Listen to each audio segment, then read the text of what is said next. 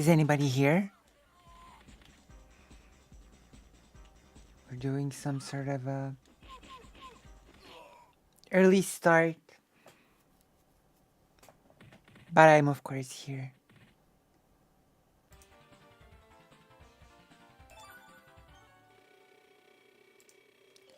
I'm waiting to start the main event.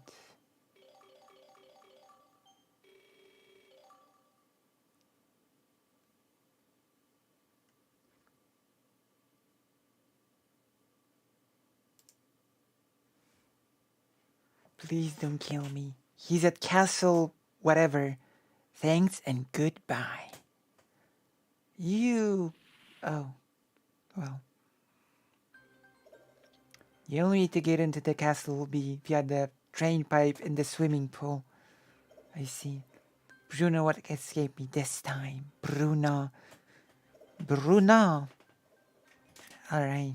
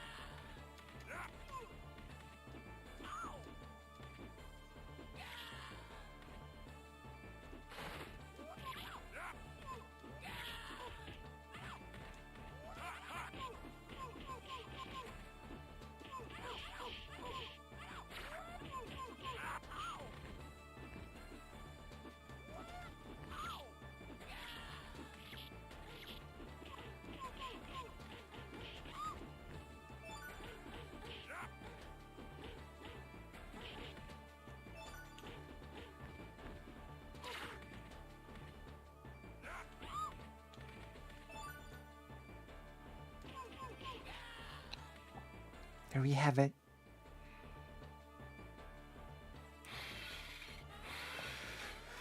Didn't he just use the door?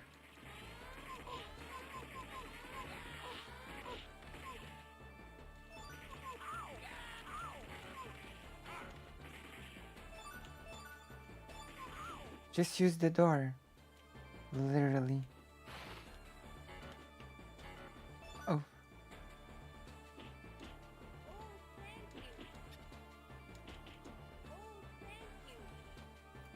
A hug gives you back your life.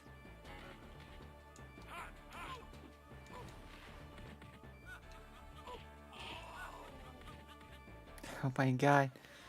The mobsters look so funny.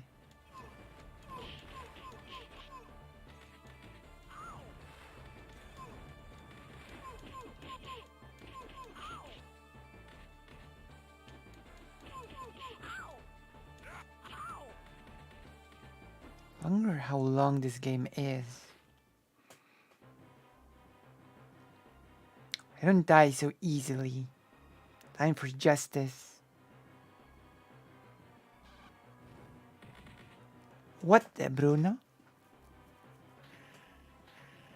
It's a robot.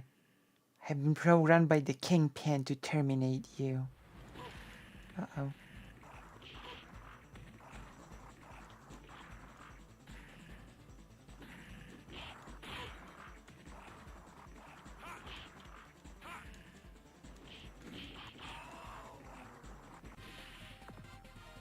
Will Frank survive?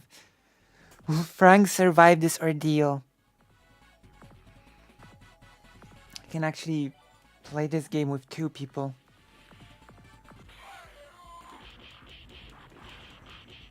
And of course, Micro has since... Hello, Seraph. Microchips has since betrayed the Punisher in the comic. So this is very outdated. The Microchip became some sort of a bad guy.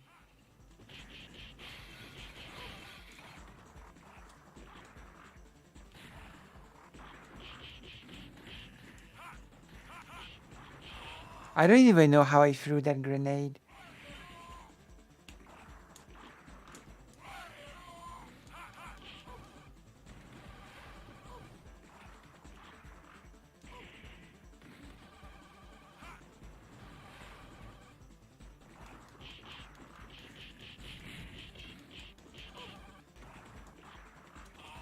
Oh my god.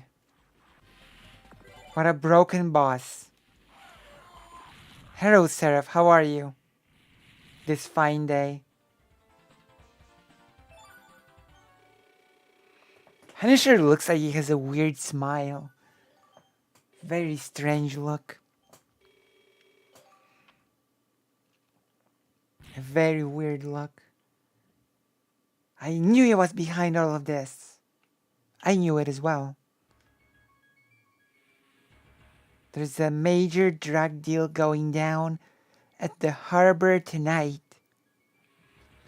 It's a chance for me to blow them out of the water, said Punisher and his huge ass. I can't even destroy the car. I can. Oh my god. Look at the driver. Oh my gosh. That's so mean. That is so horrible. Ah, okay, it's okay. You don't need to respond right away.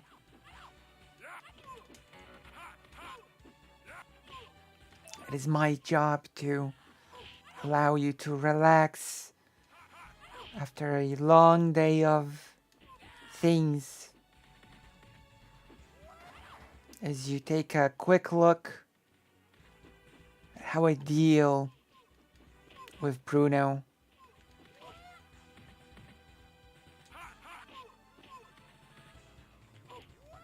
Oh my gosh.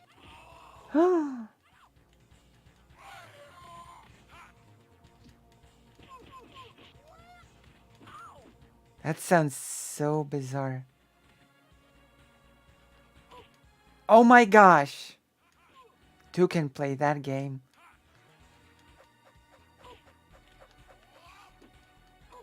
Oh my god, mini boss. Literally mini boss. Do you mean my throat? Yeah.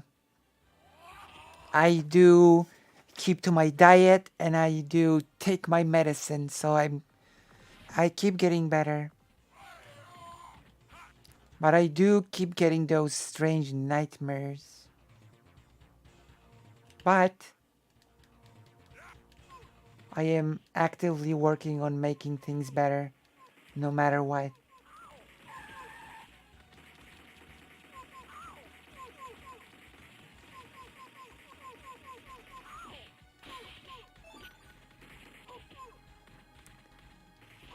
I'm reading more stuff. Oh my gosh. Yeah, Gus sucks. I'm reading more stuff and preparing more stuff. Today is the 3rd May celebration. So I prepared a little bit of a segment. And for the first time, I'm gonna be utilizing a new way of presenting the segment. You know, it will be a beta version of a new segment. Someone tried to argue with me, as well as that non-binary people constrain themselves to a very tiny wannabe special box in their words. So that also drained me of energy. What do you mean, tiny box? Isn't non-binary literally the opposite of being in a box?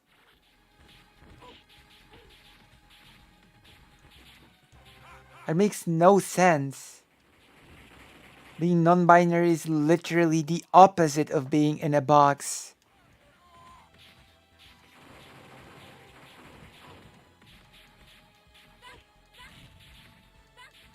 Is choose not to... Being non-binary is basically choosing not to choose a box. It is really strange to frame it as choosing a tiny box.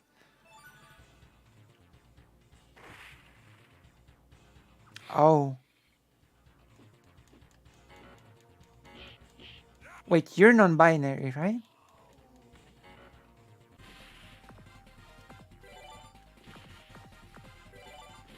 Are you non-binary? If you are, that would be pretty hilarious on that person's part.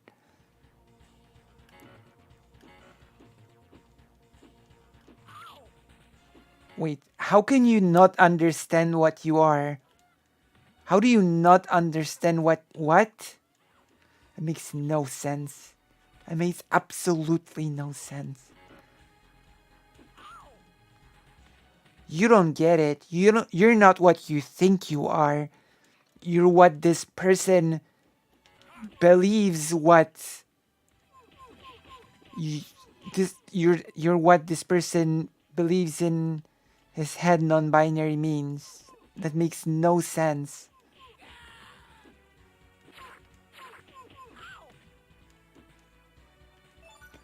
It's literally like, and I think, die in your own blood, baby. Oh my gosh. I think my comparison that I'm about to do is legitimate. It's like going to a person from a different country, start listing the stereotypes to the person, and when the person says, but I'm not that, the person would tell them, I don't think you understand.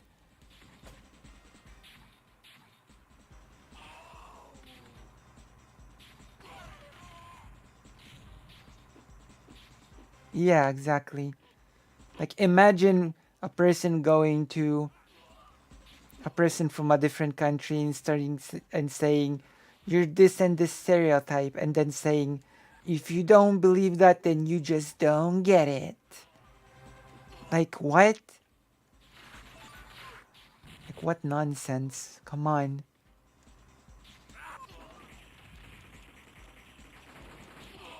I think you know. I believe you know who you are. You know? I think you know what it means to be yourself.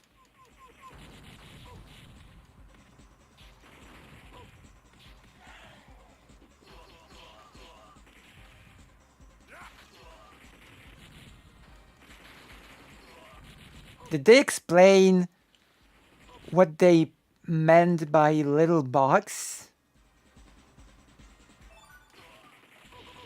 I find that part to be extremely hilarious.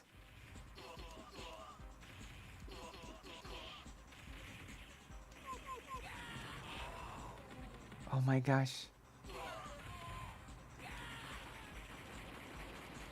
That person is as annoying as Bone Breaker, the boss that I'm fighting right now.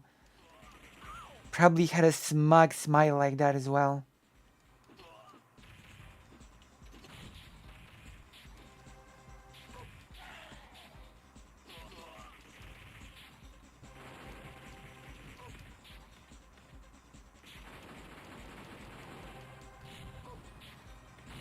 Cheese!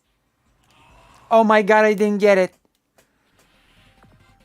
Well, that's the funny thing. They couldn't really answer those questions, but they kept saying it was the one who... I was the one who didn't... Okay, I see. So they were just a smug butthole. They were just a smug butthole.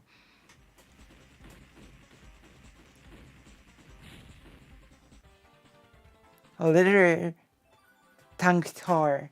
True. Like, I don't know. I don't know what to... How do you even address people like that?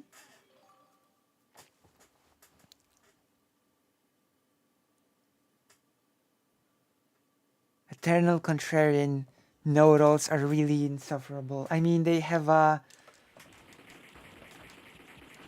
mentor. Is that person a Steven fan?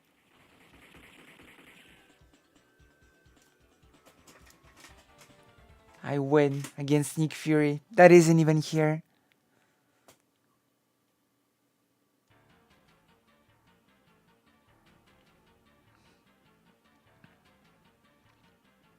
True. That is sadly true.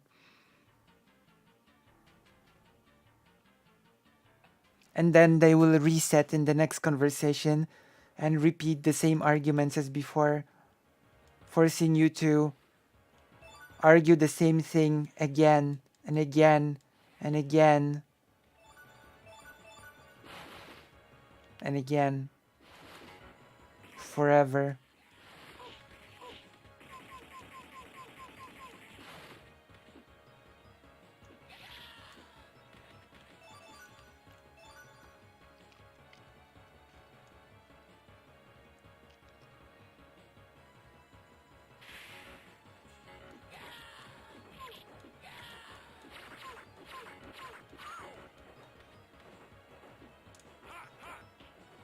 Wait, so she says you don't know who you are, but she also wants to get with you? Well, that's interesting.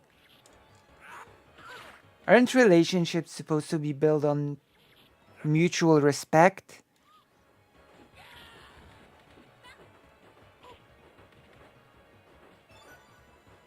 True.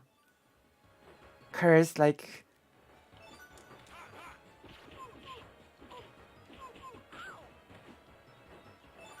How do you try to get with someone and not respect them? That makes no sense.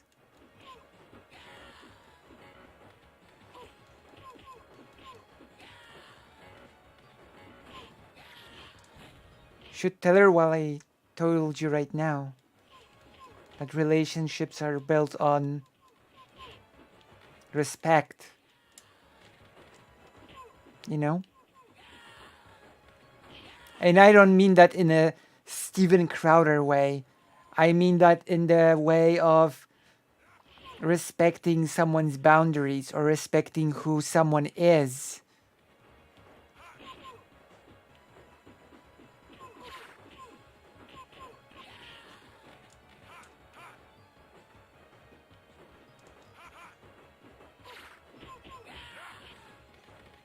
You know?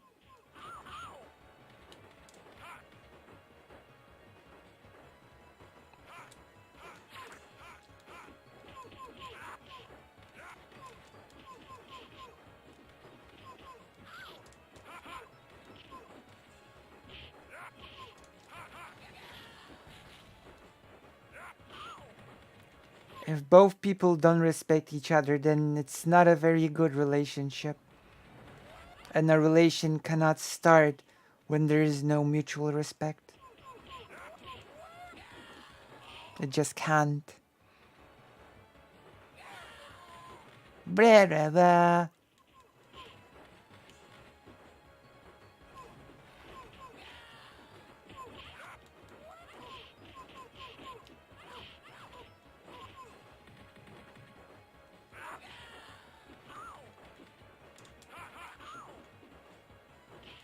Today I'm gonna show you something very special. A special sort of segment. I'm tempted to do a react to a react.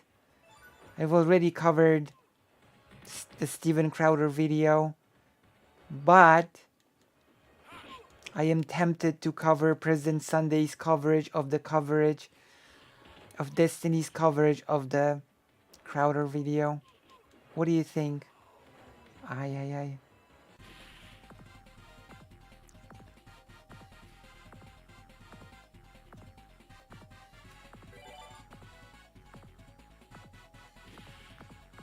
Yeah.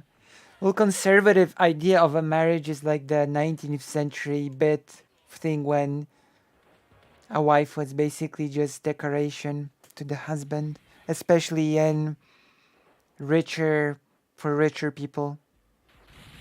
Oh my god, Bushwaker or Bushwhacker. I remembered this villain.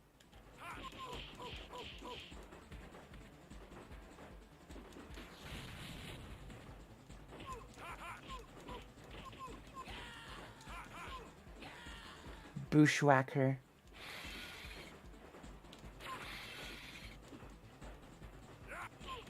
He looks pretty menacing, to be honest. He's so big.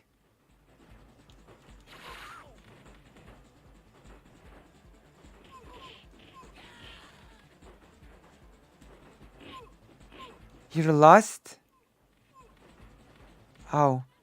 What I mean is, There was this video of Steven Crowder abusing his wife, and then Destiny covered the video, and then President Sunday covered Destiny covering this video, and I might just cover the President Sunday coverage. What do you think? Destiny has some pretty wacky takes. Okay? He has some wacky takes.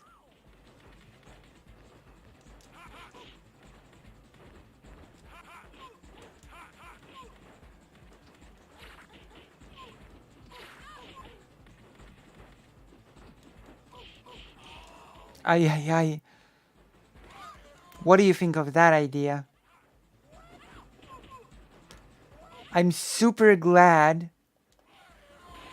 that President Sunday has pointed out that a lot of Destiny's reacts is basically just doing nothing, playing a video game and saying Jesus from time to time.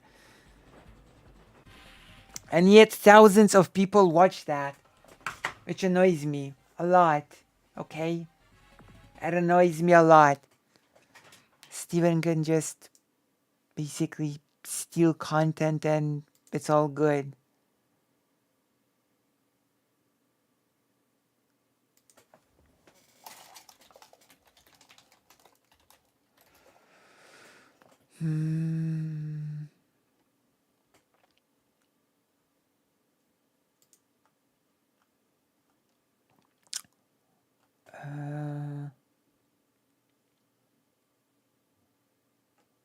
Where's the...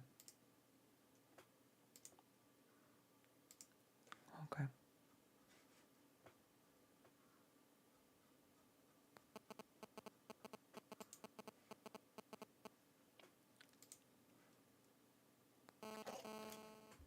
Jesus Maria Pep, as you would say in Bavaria. Oh, you're from Bavaria. That's interesting. Like, oh my gosh. Oh, hey, I have the game on my handheld emulator. Oh, Punisher.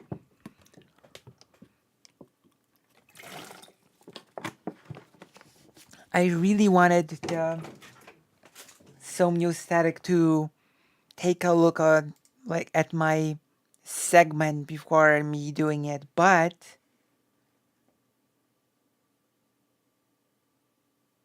true, listening is better at video games than actually reacting. True. Not just saying Jesus. That annoys me, you know? Must work to make my audience bigger or something. I had more life experience than Steven, you know? We're gonna join this. We're gonna have a little bit of a talk. Gonna have a little bit of a talk. While we... What is our favorite beat 'em up? Well, you can never sort of go wrong with this. So we're gonna play this.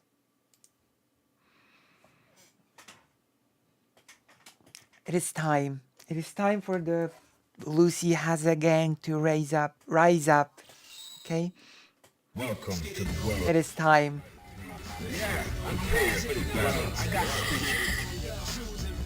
So what do you think?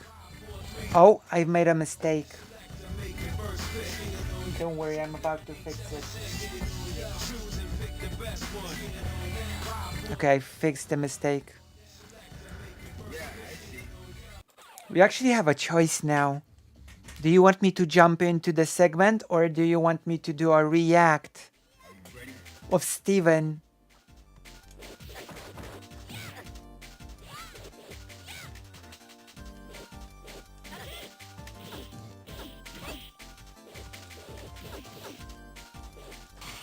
If we're gonna be reacting to Steven, then we should be playing a strategy game, I think.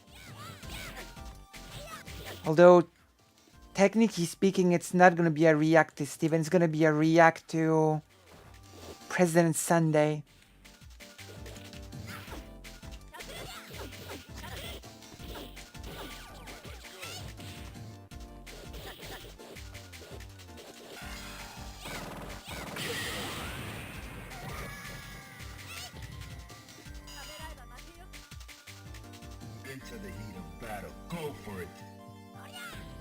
Steven beat him up. Damn. I mean, I can play Street Fighter while I listen, like while I react to President Sunday's coverage of Steven's wild antics. And they are wild antics, like, come on.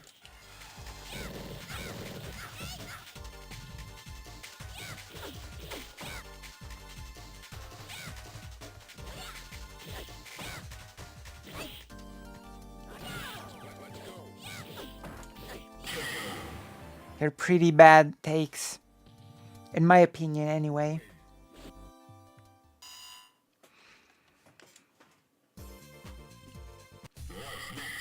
You know? Yeah, I've been waiting for this. Into the heat of battle. Go for it.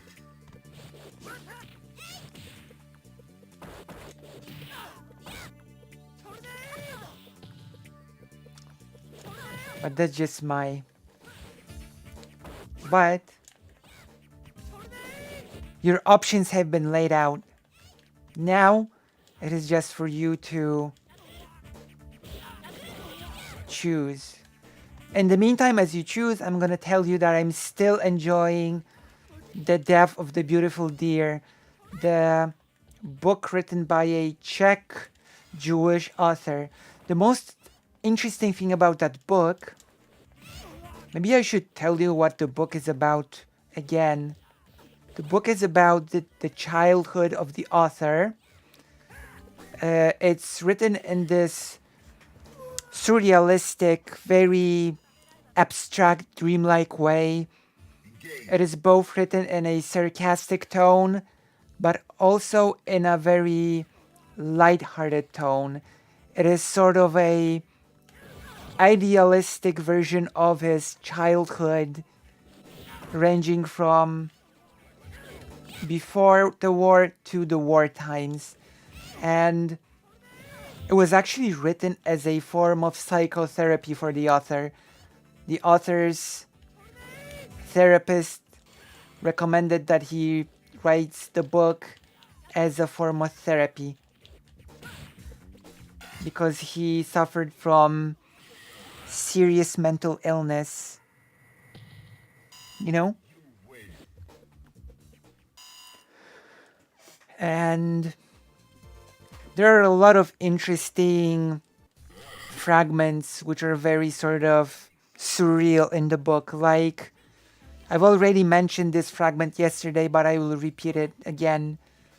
Like, the father of the author had a friend called Mr. Powder, and Mr. Powder had a dog that was a hunting dog. And the author writes how his father loved to visit Mr. Powder's little hut, but he couldn't do it anymore when the ex-caporal called Mr. Adolf Hitler invaded Czechoslovakia, and he couldn't do it anymore.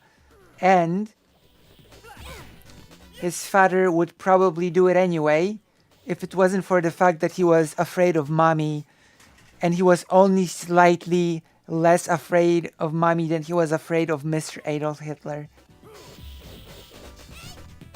And about how his brothers have gotten a call to the concentration camps, and so his daddy has decided that before they go, they must eat some really good meat for the last time before they go. And then his adventure of going to try to fish, and then about hunting deer is described. You know?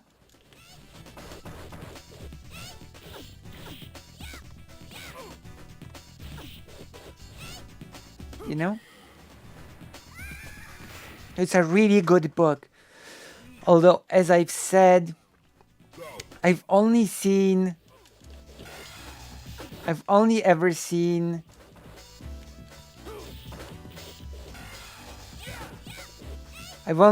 Polish and Czech Wikipedia for the book, which makes me believe that an English version of the book may not even exist, which is a shame.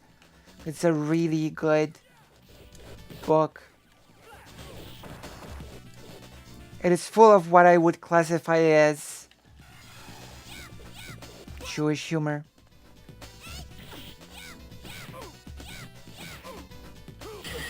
You know? You win. I have not seen a German wiki for the book. I mean, maybe the wiki is just not there. Maybe the book is translated, but maybe just a wiki doesn't exist. Although it seems strange to me for a wiki for a book not to exist at all, you know? Although maybe I'll just look again. Let me try again, actually.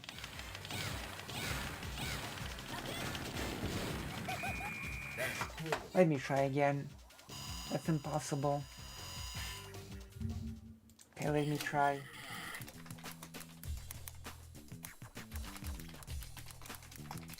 Sometimes the death of beautiful deer, yeah.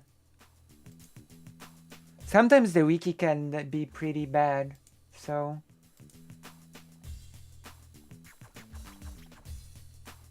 That's what I expected. Nope.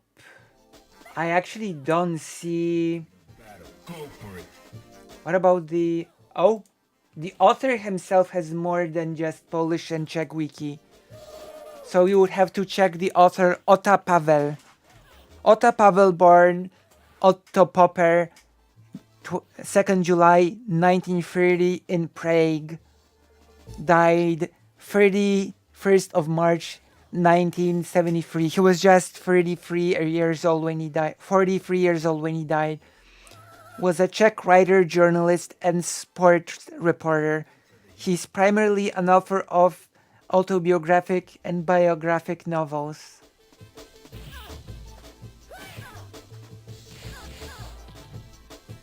You know? During World War II, his father and both his older brothers were imprisoned in Nazi concentration camps. His brother Jiří was imprisoned in Mauthausen. Otto remained with their mother in Bautzerhad. That's cool. Yeah.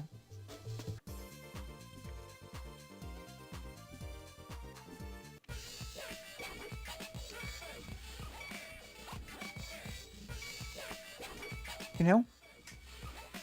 So I really recommend this book to you. We await your Also, I think we will do that react. I feel like you're in the mood for a react. And I've got the perfect react for you. You're in luck. I read it was translated into Swedish, German, Dutch, Spanish, Slovak, and Japanese additionally. Very nice. Then you should get it. You should get it. You should get it.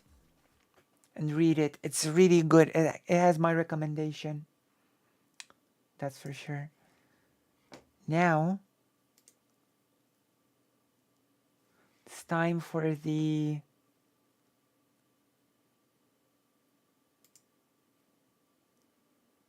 President Sunday. It's time for the President Sunday video.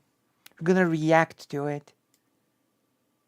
Okay, we're gonna react to President Sunday. It's a treat. It's a special treat just for you. Because I know you love reacts.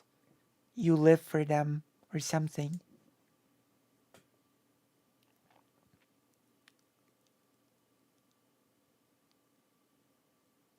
You know? President Sunday. Destiny turns into pretzel, rationalizing Crowder's abuse.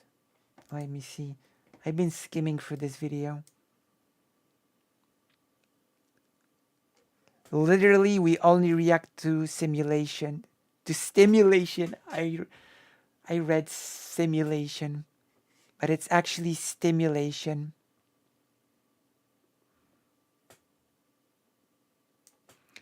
Only add the lefty in Fighting Arc 2. This actually sounds like it could be a funny idea. True, pretzel. A pretzel. True. That is true. Let's go. You ready? Press. Do a special emote if you're ready. Then I will jump right into it. Oh my god. Ready? Ready to get into it? I'm 1 million credits. Welcome to the world of Street Fighter 3. Prepare for battle.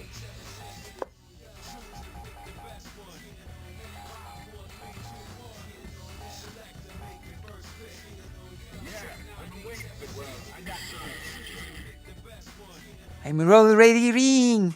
It's okay. That's what I expected. Praying in the react. True. Fighters ready. Engage.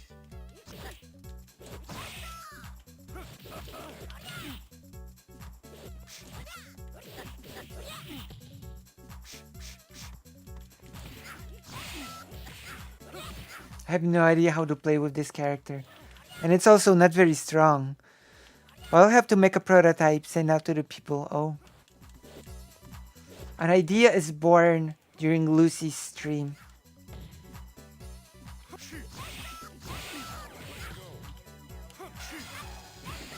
Lucy would be the protagonist of the game, of course. Of course.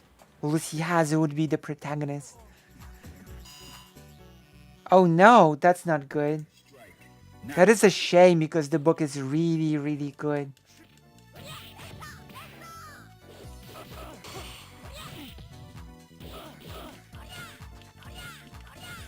But I'm too good to stick to just 2 characters. I will master every single one of them. Which is probably impossible, but you know.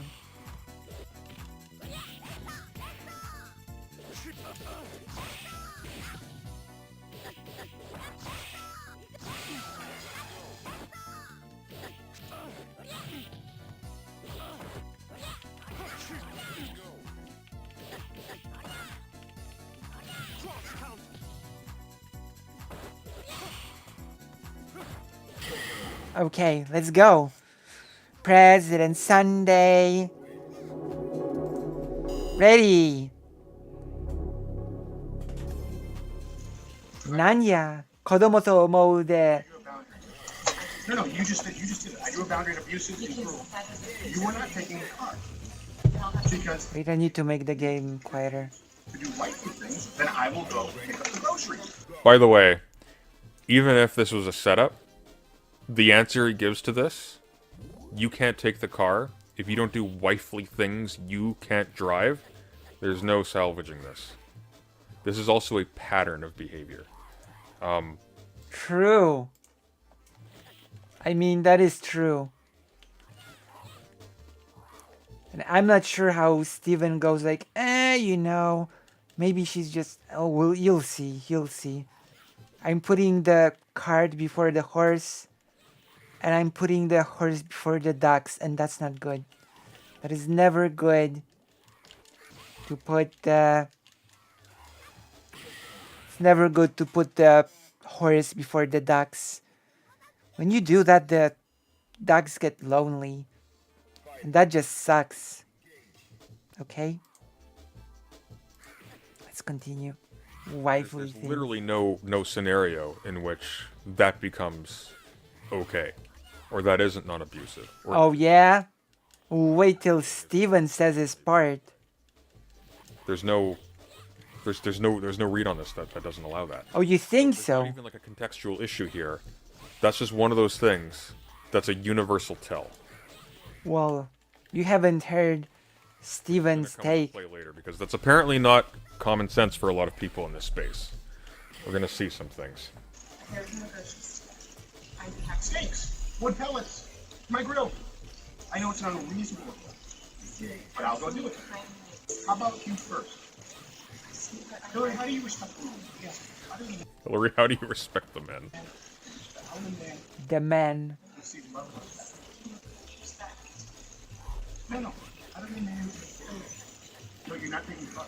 Steven, You're this not is taking the car. Steven.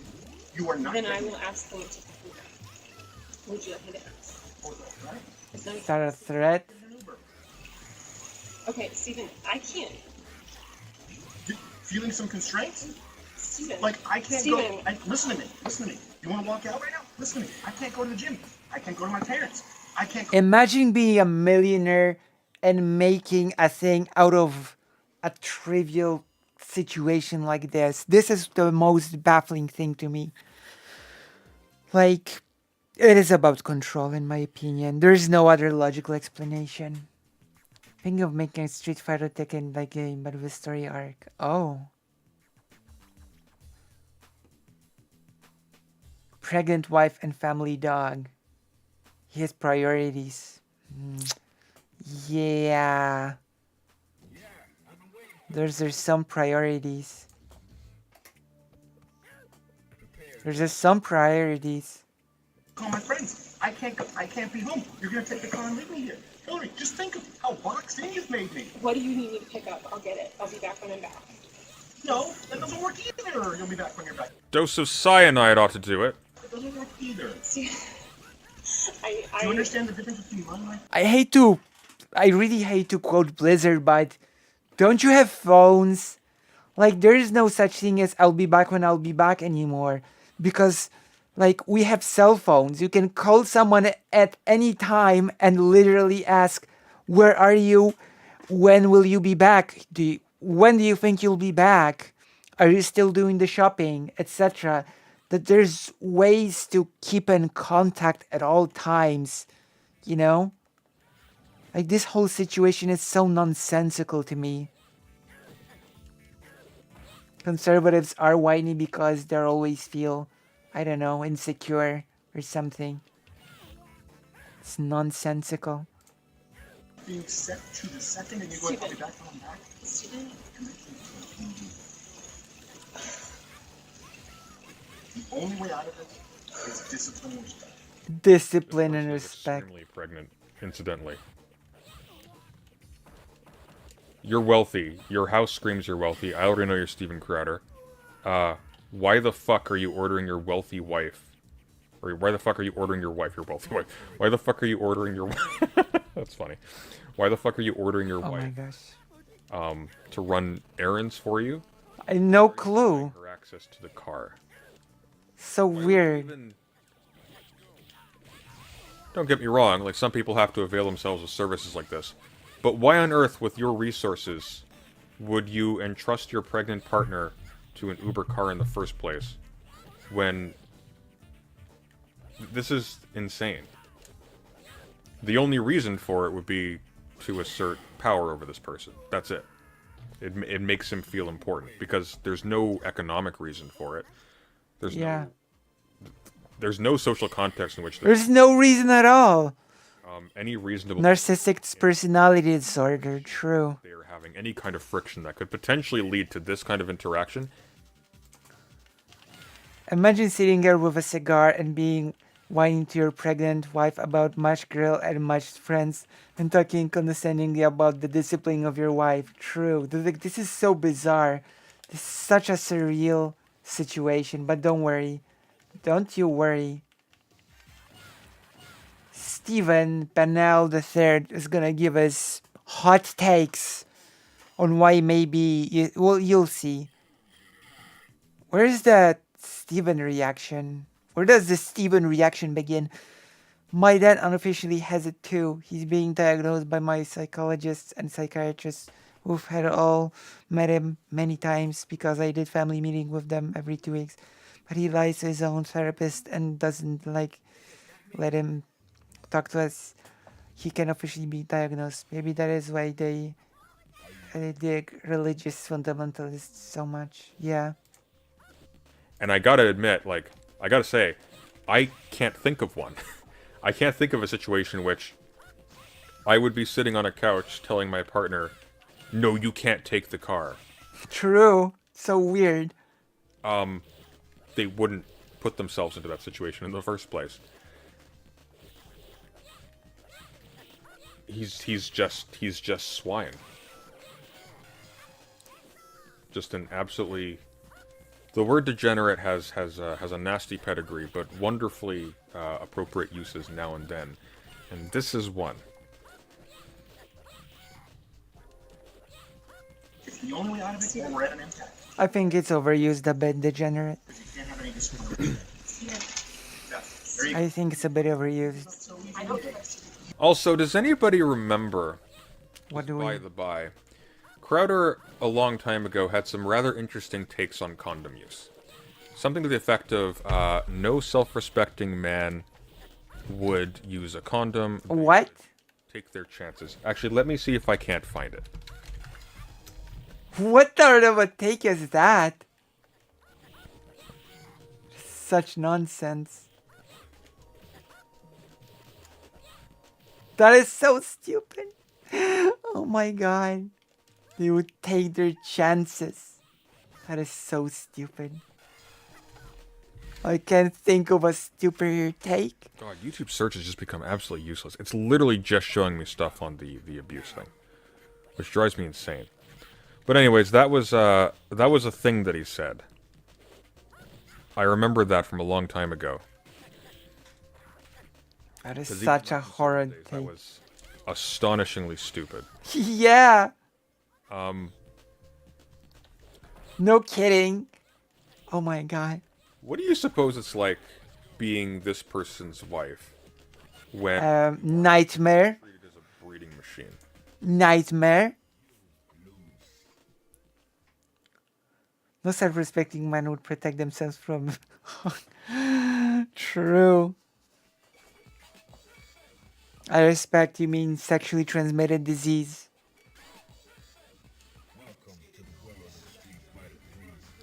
And he refuses to use contraception. And he refuses to allow you equal access to the household resources, or even enough resources that you can come and go as you please. What do you suppose that's like? That's terrifying. That's well, you get a divorce. Hillary, you give up so easily? I just said the only way out of this is discipline and respect. You said, then we're at an impasse. Stephen, no, we are at an impasse, okay? I love you, but Stephen, your abuse is sick. Your abuse Watch it. is sick. Watch it. What yeah? Watch it. What yeah? I'm gonna let go. I'll get what you need me to get. And I need some space. We need to just stop engaging for a little bit, okay? I love you. I love you very much. She is acting like her body language and how she's like engaging with this person. Most adults in this situation, if their husband said, I would expect, most people who were in like reasonably healthy relationships, if someone went out of line and said, no, you're staying here, Okay, when does the Walk out. Steven thing? they go to the car and they leave.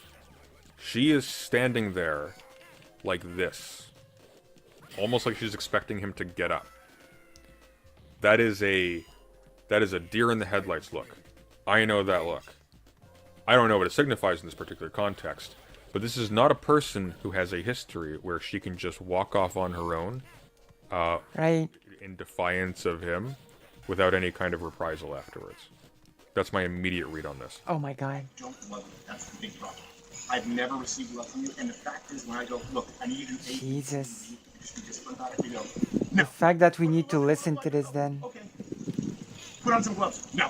But I love you more than life itself. That's not fair. Put on some gloves. Nobody loves you more than life itself, Stephen. I highly doubt anybody loves you at all, and you don't deserve it anyways. It's disingenuous. True. Hillary, you're right. We're at an impasse. Become someone, listen to me, day in and day out, worthy of a wife. No, not as a Wife worthy. This is such hilarious. Oh my god. I'm gonna go. I'll get text me what you need. I'll get you what you need. Oh, so mean. I love you. I'm committed to you.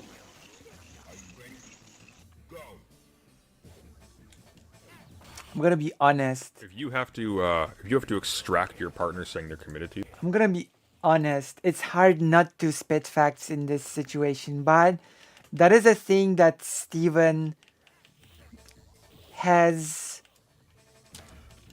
or still will manage to do. Okay?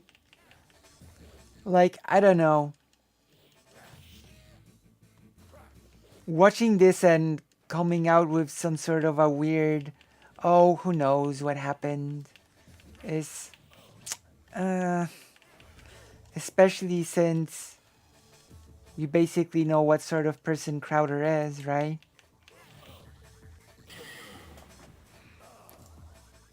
You, they're not committed to you, and you don't deserve it. Put on some gloves. Are you committed enough to do those things? I'm not even, I'm not gonna. Are you committed I'm enough not to do those gonna things? do that. You're not committed to anything. You're not committed to anything. You just Oh, so we can, yeah, see that? He's getting up and following. said I love you. I'm committed. You're not committed to anything because you will not. Walk the dog. Are you committed enough to See? do those things?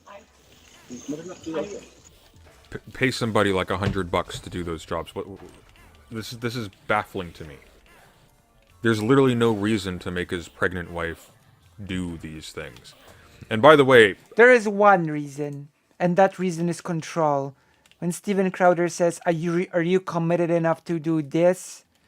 What he actually mean is, are you committed enough to listen to what I say? He doesn't probably even care about the chore. He doesn't care about any of it. The real gist of it is what he said before. It's about respecting the man. It's about discipline. Are you committed enough to listen when I tell you to do something? That is the gist of it, okay? That is basically the gist of it. When I tell you to do something, are you committed enough to do it no matter what? To listen to my commands? This is what he's basically saying, okay?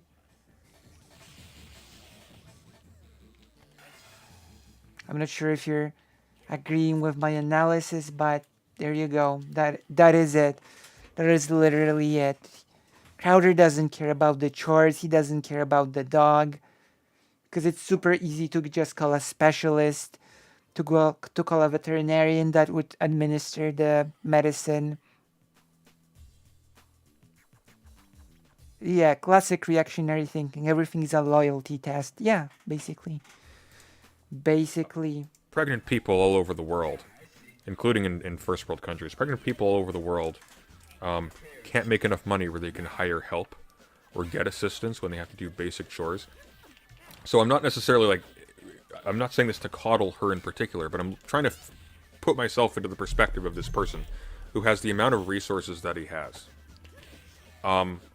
And his impulse is to Assert control. to a servant. This isn't Yeah. a partner. This isn't someone who sort of co-rules their domain, if you will. This is someone he wants to keep in line. It gives him Yep. satisfaction or alleviates some anxiety to have her bend over and pull up weeds or whatever the hell she's supposed to be doing with the gloves. Like walking the dog. There are dog walkers. Pay somebody. You have the money to do so. If Yep. there are people at like poverty level who manage to do these things. He got up. Wouldn't you be more mindful carrying it, mindful of the person carrying your child while you're carrying your child? Like, birthing a human isn't like a common everyday chore, you know. Well, you know, if something happens, it's on the wife, right? She's the one pregnant. That is Steven Crowder's logic behind it. She better do what I tell her to do, and if anything happens, it was her fault. That is the logic behind this sort of thing. Up, You got know? up pretty quickly. He's spry enough to pull up some weeds. Are you committed to do those things? Walk the dogs. Let's see, what is this?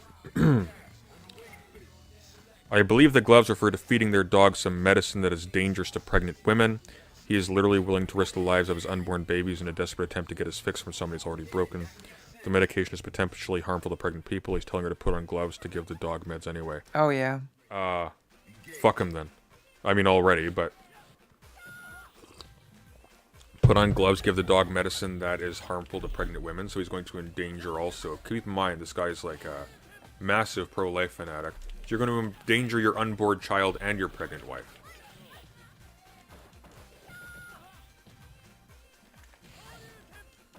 I mean, he treats his wife as a breeding machine, so he probably just thinks if anything happens, he can just make a new one or something. That is his logic, probably. I would expect it to be so.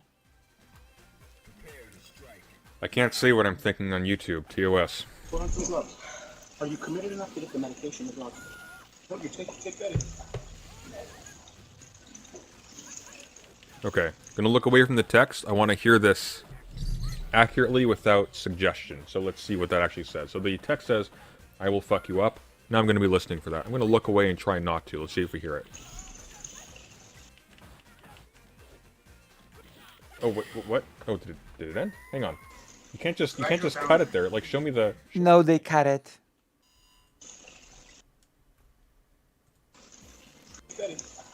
Redacted thoughts. Redacted thoughts. I can't hear I will fuck you up. Who did he say? God, this video is just fucking awful. As Crowder has inside, Steven gets anger, and by his own admission screams... Oh, by his own admission screams, I will fuck you up. Okay, well that simplifies things if that's true. Can we confirm that? Oh my god. Here, let's see. Anyways, so that's unambiguously bad. Okay, let's leave out the fuck you up part. Okay, I don't have the wherewithal to confirm that at this point, but it doesn't matter. That's like, oh, and at the end he happened to pull out a gun. It's like, it's really bad, but it being absent or present doesn't actually affect how bad the previous thing was. So that's easily condemnable. You'd have to be morally insane for that even to be questionable. Steven's gotten some backlash on this. Let's see how bad it is. Hopefully it's not, but let's see. Let's see. We've got the king of healthy relationships here. Oh my gosh. You'll be back when you're back. That doesn't work either. Maybe Well, I'm still working on building my income as a super streamer. corroborate Okay. too, that'll help. Do you understand the difference between my life being set to the second and you going, I'll be back when I'm back? Yeah, I so believe that's... First of all, Oh, okay. is this whole article fake? Here, explain to me. This is interesting. So, I'll get what you need me to get. And The Steven reaction begins. I sort of doubt that Crowder's life is set to the second. Like, forgive me that I don't really trust that. some space. We need to just talk. For the respect you said, then we're at an impasse. Steven, no, we are at an impasse, okay? I love you, but Steven, your abuse is sick. Your abuse Watch it. is sick. Oh, Okay, geez. hypothesis. Interesting possibility.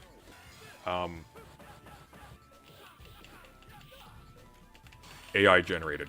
That's the only excuse I can see here. That's the only out. If he's corroborated this event after the fact, it's over.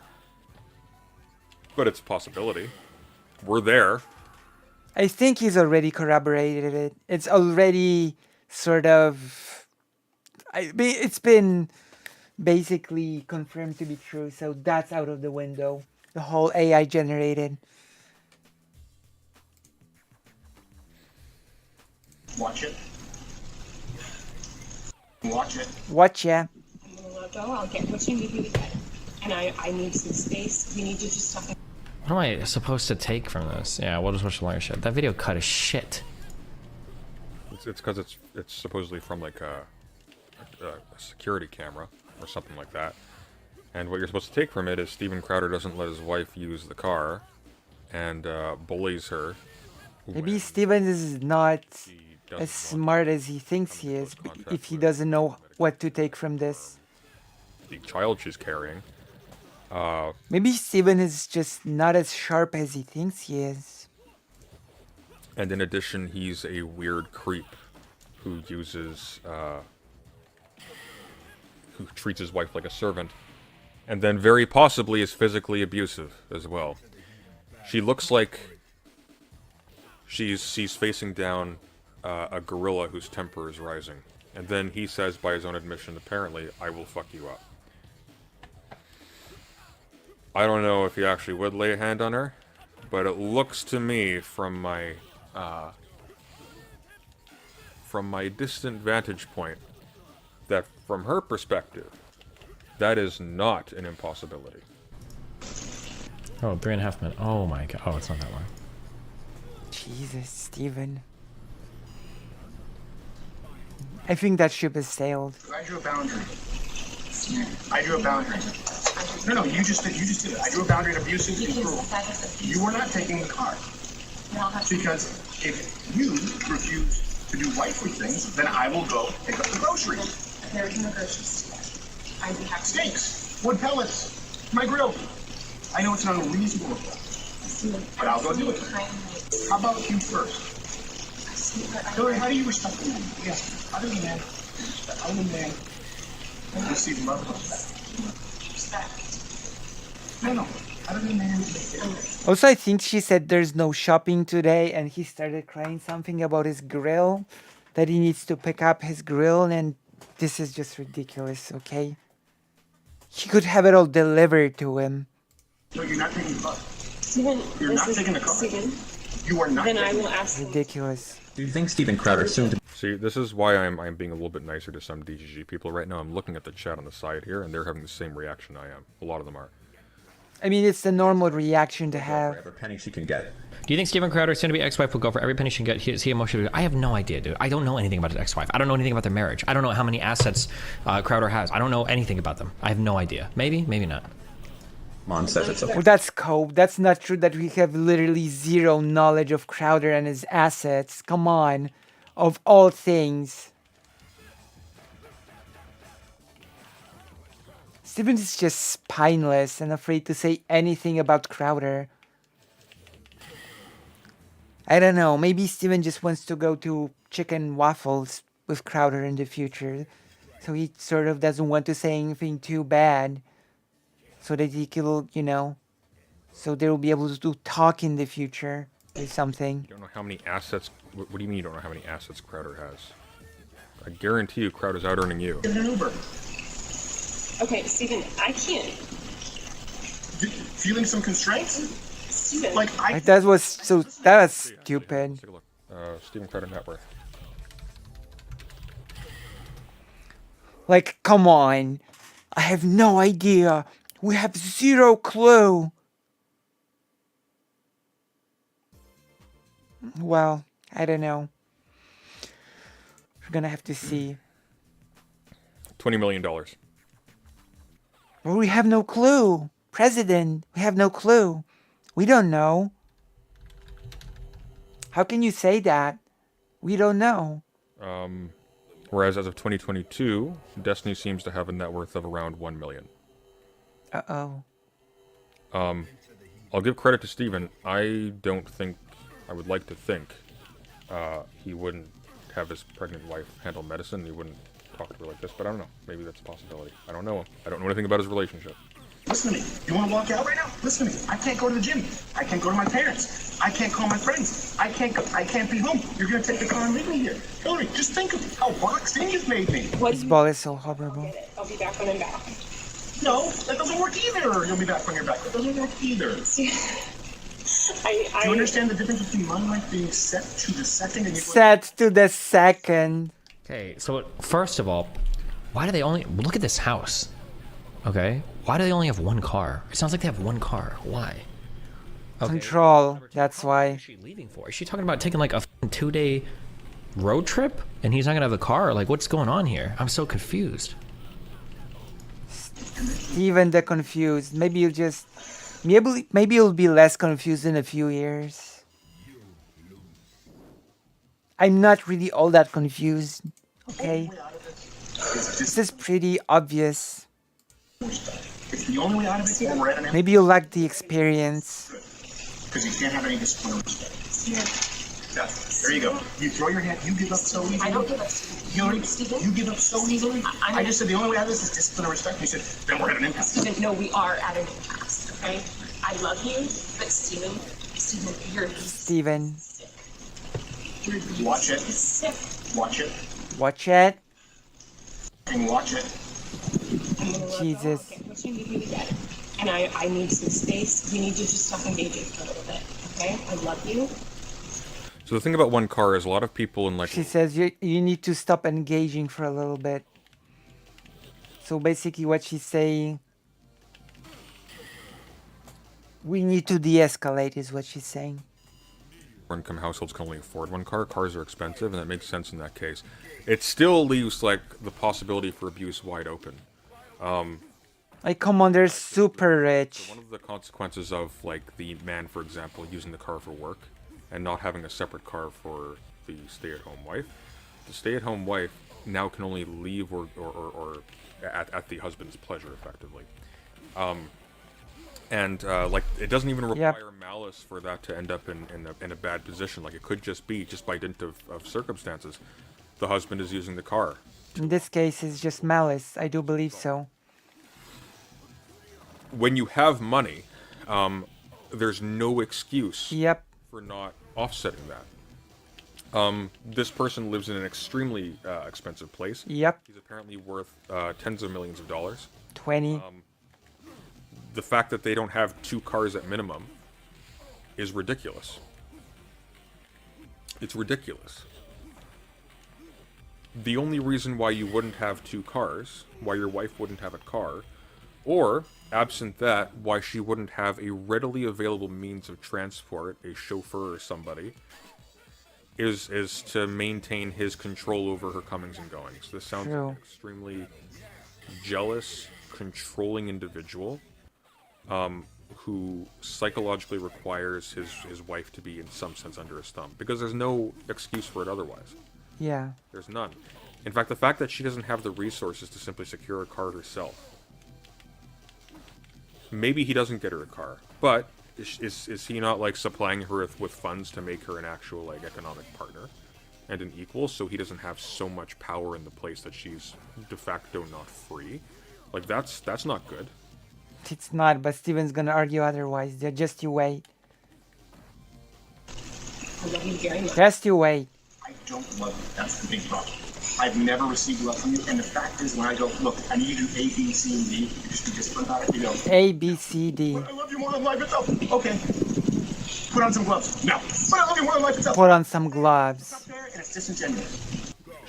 Her body language is signaling she's extremely upset. She's not just walking out, she doesn't have the confidence to leave.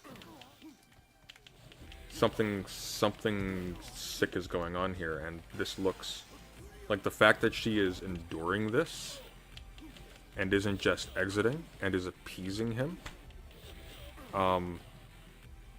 signals things vaguely, nothing definitive, but like these are not the behaviors of somebody who feels confident and safe asserting themselves and themselves in a toxic situation. I learned that from Vosh, actually. I shared it in the Discord before the stream. Oh. Hillary, you're right, right then past. Become someone, listen to me, day in and day out, worthy of Are you in the giggle card? You should join my Discord. life. I didn't say the wife. Hillary, come on now. I'm not gonna engage. I'm not gonna engage anymore. I'm gonna go. I'll get text me what you need. I'll get you what you need. Also, severe stress can have a very negative impact on a pregnant person. You can lose the pregnancy, What he's doing right to now be is quite actually honest. his child. Yep. I love you. You can lose the pregnancy. Spoilers. I'm not sure what spoilers to what, but yes, you can lose the pregnancy. I'm not trying to. Are you committed enough to do those things? You're not committed to anything. Alright, thank you. You just said I love you. I'm committed to it. You're not committed to anything. Walk the dog. Are you committed enough to do those things? Are you committed enough to do those things? Are you committed enough to do those things? I'm good. Goes longer. Walk the dog. Put on some gloves. Are you committed enough to get the medication? Well, let's hear what Steven has to say. He always has the best takes, right? He's at the forefront of streaming. I hate judging. I hate evaluating like fights from. Okay. I really hate talking about people that I want to have amicable, relationship in the future. I really hate giving strong statements about people that I, might be doing stuff together with, so I'm not gonna. It's better not to. business opportunities might arise in the future, and saying something too definitive might jeopardize that. So better not. Better not. How bad is this gonna be? There might be chicken and waffles in their future. I hate evaluating fights. You wouldn't want to endanger that, right? Oh my god. This is gonna be bad. Pretty bad, yeah. This is gonna be really bad. Stop, don't, come back. Or I hate evaluating relationships from single fights. Honest to God, I just don't have enough information to make any statement about this. She's denying him the use of the vehicle, locking her in place. He's insisting. Also, I'm gonna actually, okay, I don't think anyone has said it, but I will say it. I'm gonna sort of push against the framing of this as a fight. This is not a fight. This is just one person grilling a pregnant person. How is this a fight? She's calmly staying here. She's calmly standing here and trying to de-escalate, and he's just grilling her. How is this a fight? A fight is something that goes both ways, not someone just abusing one person that is trying to de-escalate. I don't think Steven knows what a fight is. That he's psychologically abusing, Maybe he's just too young. endangering herself and her child. That is not a fight. He can't be A fight is when two people actually fight. pay somebody else to do so. She wasn't fighting him. He has stated, additionally to this, that So no, it's not a fight. he's really upset that the state doesn't just force his wife to stay with them again. Actually calling it a fight so basically reframes it as not Steven attacking her, but both of them fighting, both of them having an equal sort of partnership in this situation, And I don't really like that. I don't really like this sort of framing. Does that make sense? It's not a framing that I like. There's not a lot of ambiguity here, Steve. Yeah, I'm sorry. This is an easy call. and I would not call it a fight. Chat thing. I just wouldn't.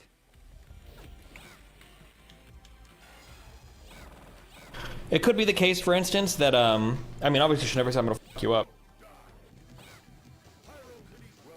Unless Steven knows something that I or you don't. To a partner. Like, for this particular clip, it could be the case that he's just being like an What watching abusive Kate does to piece him of shit. for- It could be that he's like trying to keep her from going anywhere. He's trying to lock her in the house, etc. Yeah. Those could all be things for sure. Yeah, calling it a fight is basically saying that she has a share in this, That's basically what he does when he calls it a fight, which I think is pretty prudent to point out is not the case. Okay? I think it's pretty important to point out that that is not what's happening here. Okay? No, those are things. We have direct video evidence of this. They very conveniently for us circumferenced. They described the situation for the camera.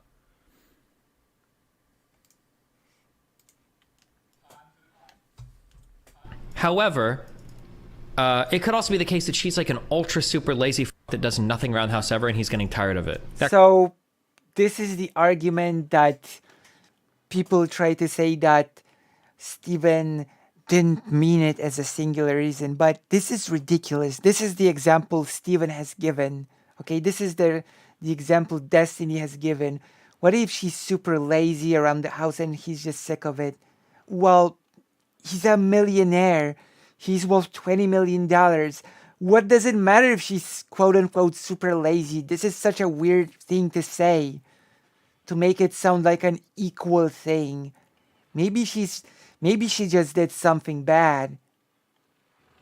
I'm not even going to go into the fact that we can clearly see abuse here, and Steven is trying to go all, well, maybe she just did something to deserve it, you know?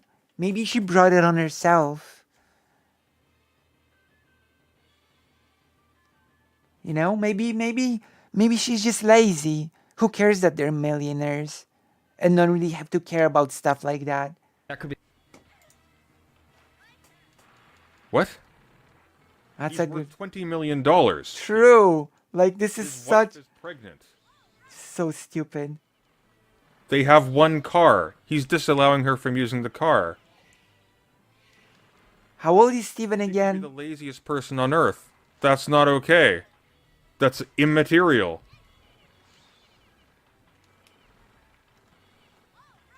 Why would you... Why do we say that? I don't know. Like, are you serious? He is serious, yes. He's always You have serious. hundreds of thousands of people watching you. This is going to be on record, you saying this till the end of time. He doesn't Like, are care. you serious? He's fine with That's that. the response to this. Be the case too. I have no idea. It's No idea. Nobody knows. we can sit here and jerk off about how evil and horrible somebody is, but like I hate trying to evaluate like relationship status from a True. There's nothing worse than trying to evaluate a relationship of someone that you could have a good business partnership with in the future. That is not good business sense. As I've said before, they could be eating waffles together, fight. you know? No, there are lines you don't cross in a fight. Like, Also, no. A fight is not when one person stands and calmly tries to de-escalate and the other person screams at them. That's not a fight. Once again, fighting is like tango. You need two people to tango. You need one people to fight. When a person on the street comes up to another person and starts beating them up, that's not a fight. That's a person assaulting a person on the street, you know? You need two people to fight. When one person attacks another person, it's not a fight. Unless we have a wildly different definition of what a fight is. But when you have one person on the attack and the other person is not retaliating and is just trying to de-escalate, that is not a fight. I'm really surprised that I have to bring this up. It's not even that some lines are not supposed to be crossed in a fight. This is clearly not a fight. Like, am I wrong? Am I wrong in this? Chat, help me out here. Help me out. Am I wrong? what steps people go to indicates things about their psychology and how they regard their partner. But we have more than that here. We don't just have the fight, we have the revelation of facts about their material situation. We know that they have one car. We know that he has control over the car. We know that he has the material resources to accommodate his wife and himself, whatever his medical conditions are, whatever her medical conditions. I don't know how you categorize this as a fight, to be honest. I have no clue how. She's pregnant, without forcing her to make close contact with medicines that, if it gets onto her skin, can endanger their child. We see him very clearly psychologically abusing her. There are no mitigating circumstances here. If this wasn't YouTube, the response would be, if you ever find yourself doing this, the correct form of atonement is Japanese in origin. There's no justifying this. None. This is Yeah. what someone who isn't morally insane does. This is so wild to just do, like, I could get it if she was screaming back at him. If it was a back and forth, but it wasn't. She literally kept saying, you need to disengage, you need to stop engaging. I'm not engaging. That's not a fight, okay? Once again, if a person on the street starts punching you on the face and you keep saying, back off, I'm not engaging in this, that's not a fight. That's a person hitting another person, okay? Like, I would really like to see this framing justified in any way. Destiny goes full apologia for Carter. Oh, for God's sake, why? Why? What do you get from this? Not even conservatives like this. He's acting like a child. You don't know that. You have no idea. You don't know that? Yes. Yes, we do. We know. To a certainty. As certain as the sun will rise tomorrow. You don't know that. We know that Steven Crowder is acting like a child. Like, come on. That is the gospel truth, my friend. You don't know that. Theoretically, it could be the case. It could be the case that he just got home and is chilling after recording like a second or third episode from the day and found out that like everything in the house is in disarray or and maybe they've got a maid and she's got like 2 responsibilities and she hasn't even done that. It could be the case, right? Why would she have any responsibility? That makes no sense. Come on, that sounds like total apologia. I mean, it does feel that way, that he's just building up to some sort of a future relationship between them, business-wise. For $20 million. That doesn't make any sense. It doesn't. And moreover, we aren't talking about we're not talking about like you left your shoes on the carpet. We aren't talking about you got chips on the couch. And we aren't talking about him going like, "Oh dear, you left your chip bits all over the couch again. Can you like just before you go, can you please for the love of God stop doing that? It's really stressing me out." Something like that. True. It's reasonable. That happens. Yeah. We are talking about her administering a medicine that will harm her child if she makes physical contact with it. To administer to it to a possibly struggling animal. Yeah, the dog might We're also struggle. talking about Yeah. him denying her access to the car. There's no justification for that. At the point where you have to deny your partner access to a vehicle, well, first of all, there is never a point where you have to deny your partner access to a True. vehicle unless they're drunk. At the point where you're doing that, Like, the fact that they don't have 2 cars is bizarre in itself already.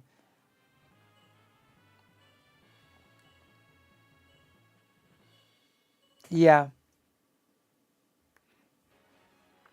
Maybe Steven just has to wait a few more years to realize that. Maybe Steven's just young. Who knows? and you're actually like controlling their comings and goings against their volition as an adult. Divorce them. You don't have a partner at that point. You have somebody you have connived to be your servant. Yeah. And that is what Steven Crowder wants. Case that he's just like walking around the house and he's lazy and does nothing. And he thinks that since she has a job, he can boss her around all day to do whatever he wants. That could be the case too. But we just don't know. We don't have any. We have no context. We don't know context. Who cares? What does that have to do with anything? That is such a bizarre thing to say.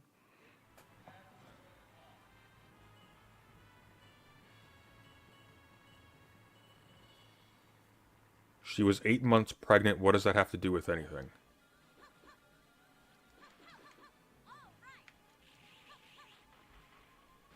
I don't know, Steve. I'm as stumped as you are.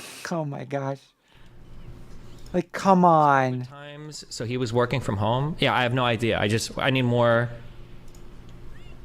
Yeah, I need more. No, you don't. You don't need. Oh yeah. You should not need more. If you need more, this is a tell on you. True. Sorry. Normal people in your chat, recognize this. This is astonishing. Like, come on. This is really pathetic. This is one of those things where you need a preponderance of evidence that this was being radically misinterpreted. That every word in the English language suddenly, in this particular context, had a reverse meaning to explain away this. True. There's no justifying this. There's no salvaging this at all. Maybe she's lazy, President Sunday. Have you considered that? You need more context to cancel the waffle session with But he Steven doesn't mention Crowder. Anything like that? Neither of them mention anything. We have no idea. We do, though. We Yeah, know, nobody has any idea. we know visibly how pregnant she is. We know that the medication she's handling requires gloves. We know that it's dangerous. She would want more context, of course. We Maybe they deserved it. Have you heard of that, Seraph? Maybe they just deserved it. Maybe they had it coming. Would you expect your wife to walk the dogs and do housework that pregnant? Rachel worked up until like, I think 3 days before she gave birth. There were 2 other women. That is not the question that was asked, by the way. Steven is being very clever here. The question wasn't, would your wife work? No. The question was, would you make her do things like going with the dog and giving the medicine, etc.? Would you make her do it? The question is not, would she want to work when pregnant? So this, Steven is actually not answering the question asked. I would like to notice. I would like to note, okay? Just, you know. Once again, the question was not, from the chat was not, would your wife choose to work when pregnant? It was, would you make her do this, this, and this? And the answer to those questions are very different. Those are very different questions with very different answers. But Steven, of course, chooses to answer with, but my wife wanted to work all the way till delivery. Okay?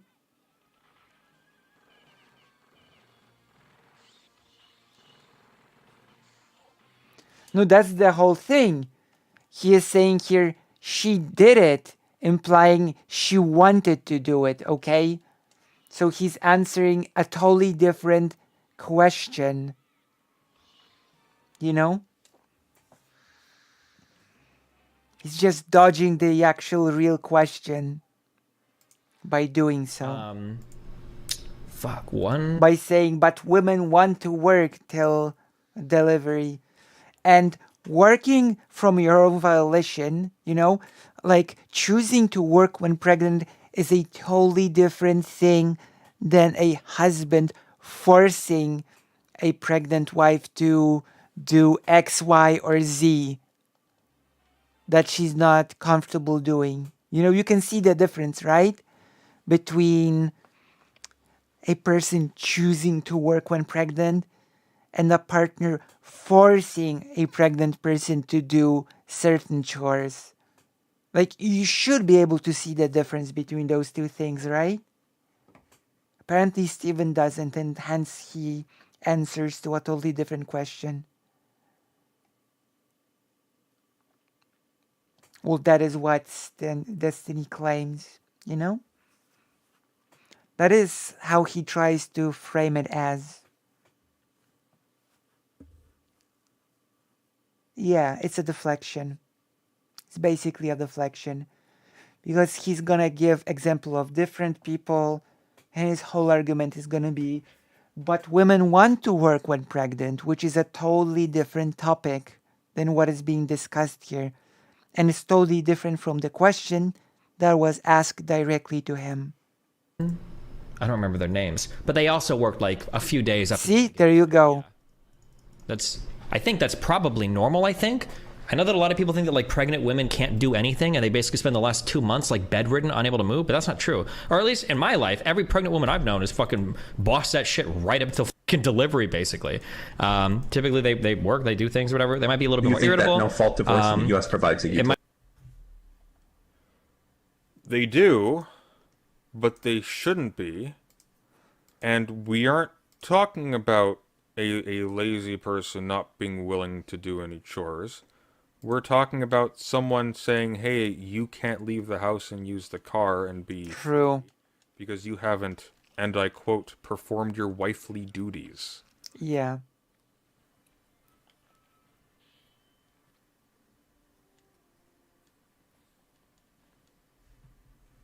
Very weird.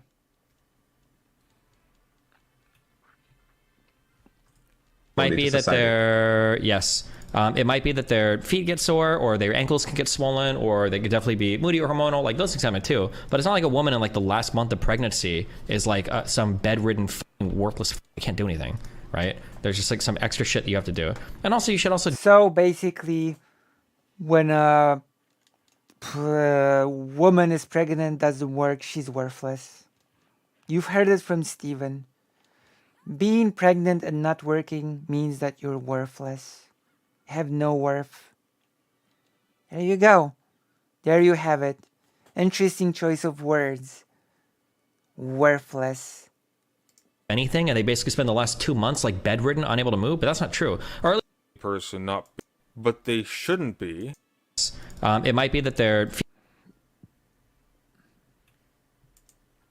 Worthless. might be to that society. they're yes.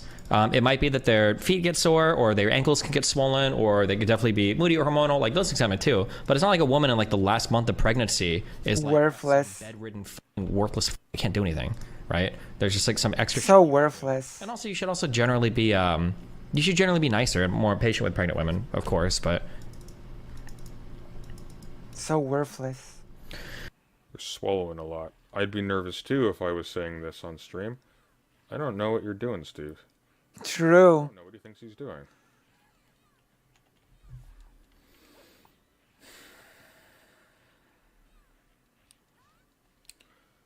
I think This is he... what's interesting to me. So, and people in his community have noted this. There will be times when he will go through like long videos, and he will say nothing. He will say Jesus.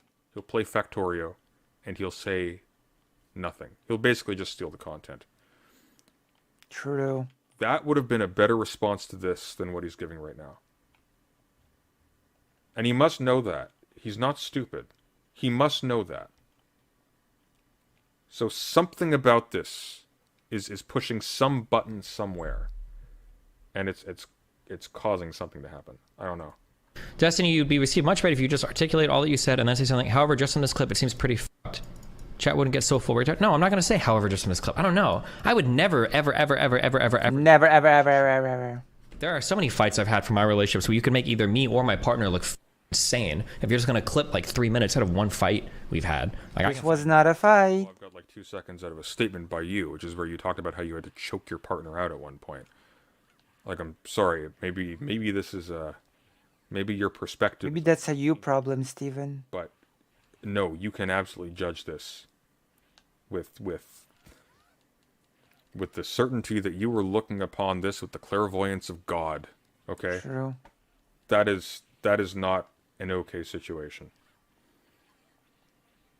At all. That is a you have her very clearly you have her claim abuse at the beginning. Mm-hmm. And then you have him perform it right for the camera. Right? And you also have her try to de-escalate several And they both times. acknowledge structural elements which, given his financial situation, have no excuse. True. Which involve, for example, forcing her to engage in dangerous activities, given her situation, Yep. as well as withholding access to the single vehicle they have. It is pretty common, by the way, for people with vastly smaller incomes than Steven Crowder To have to two have one cars, vehicle yeah. for each partner in the relationship. For I precise, know such people. because just because you're in a relationship doesn't mean you sell your autonomy and your personhood. You are free True. to go as you please, unless the other person has the Well, what he said exactly was that I remember that being in a relationship with him is abuse. Yeah, I remember that. vehicle, and they decide that you can't because So maybe that's a Steven problem, because I do remember that. tons of insane shit. No, I think I would never. I don't think I would ever judge a relationship based on like a 2 or 3 minute recorded fight that's being leaked to me. I need way more background. He wanted her to give their dog some medication she thought might be toxic to her and the. And for the 10th time, it's not a fight when one person is on the attack and the other person tries to de-escalate. Like, I'm gonna ask once again, am I just mistaken in how I sort of, in how I define a fight? Chat. Do you agree or do you not agree with my assessment that this was not even a fight? Because that's a thing that nobody else seems to be pointing out. You know?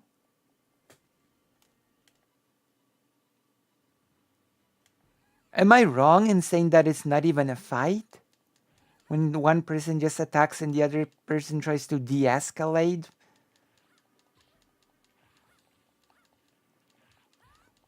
When one person attacks and the other says, I love you, but you need to disengage, that I don't really count that as a fight.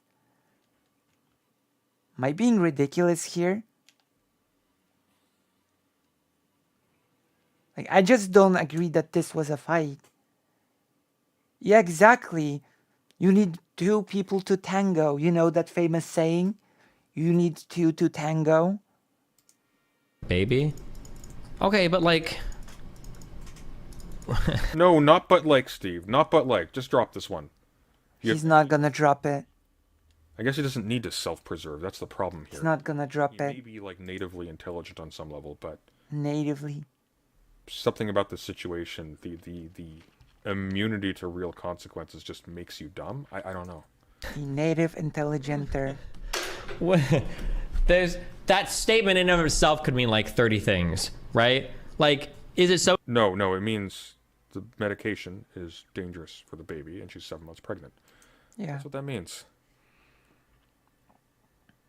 That could encompass True. things. The symptoms of contamination may be various. Maybe this happens. Maybe this happens. That is not a boat. That is a Maybe it raft. affects your blood pressure.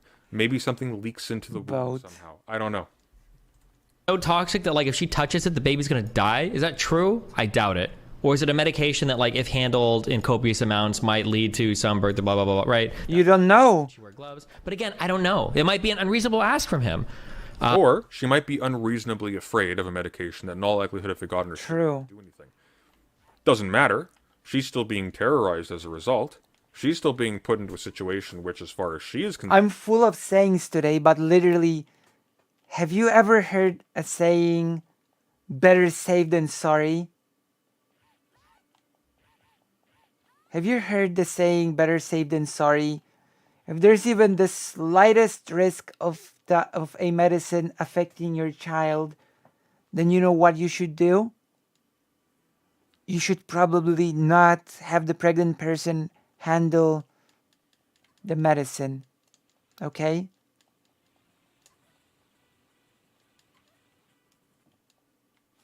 Like, that is what should happen. Better safe than sorry. You, Stephen, with your advanced chemistry degree, have determined that it actually is, in fact, safe for her to handle this on a regular basis, presumably, if this is medication their pet needs. I can't have this... Dude, I'm getting... Oh, God. There are certain conversations around this that I like... Makes me want to quit streaming. Because the audiences are so Half fucking of chat is still retarded. virgins. I don't want to hear their take. Guys, TGG, anybody in the crowd, anybody who watches this, Especially with pregnancy, you should or practice. not, what Stephen has called you. Especially with pregnancy, you should be practicing better safe than sorry. What? You know? I don't know. Also calling the audience the Ursula. Really classy. Stephen, really classy. At all.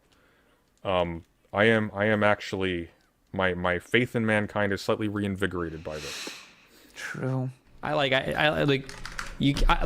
guess I'll say it. Maybe there's a lot of young people here who are retarded ass be fucks here. Like, the reality is that I'll tell you this. This is just like a life fact. This is just, I don't Life fact. you'll learn when you get older. You cannot judge a relationship based on You know what, Stephen?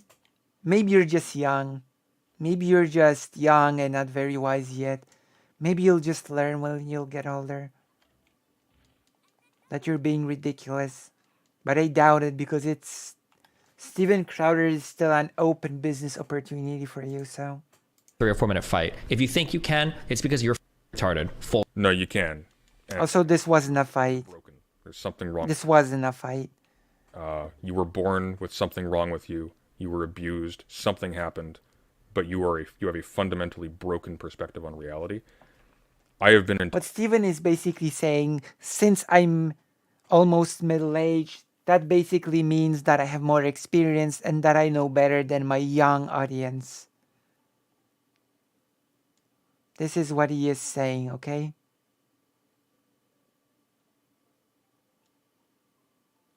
That is literally what Steven's saying.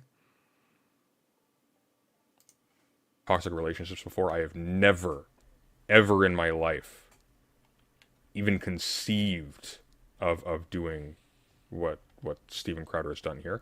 And I've never in my life conceived of doing what Steven has described with his own partner, where you choke them out. This is a you thing. You've got... True, that's a you problem, yeah. And also this wasn't a fight. Reference for what a healthy relationship is. Which, maybe that's not your fault, but... Like, no, your audience isn't stupid. Your audience is comprised of people who have their shit together maybe more than you do. Which is a statement, because there's a level of resources that... So wise. Resources at your disposal that almost none of these people have even close to. You know, I think we might need to tweet about it. By dint of them being stupid or dumber than you, or by... Should by we not tweet trying, about it? By dint of a combination of bad luck, geography, and maybe they're trying to do something that doesn't have like an easy paycheck early on. Your audience isn't stupid. Your audience is actually demonstrating To be smarter than you. To my wonderful surprise, that they actually have standards.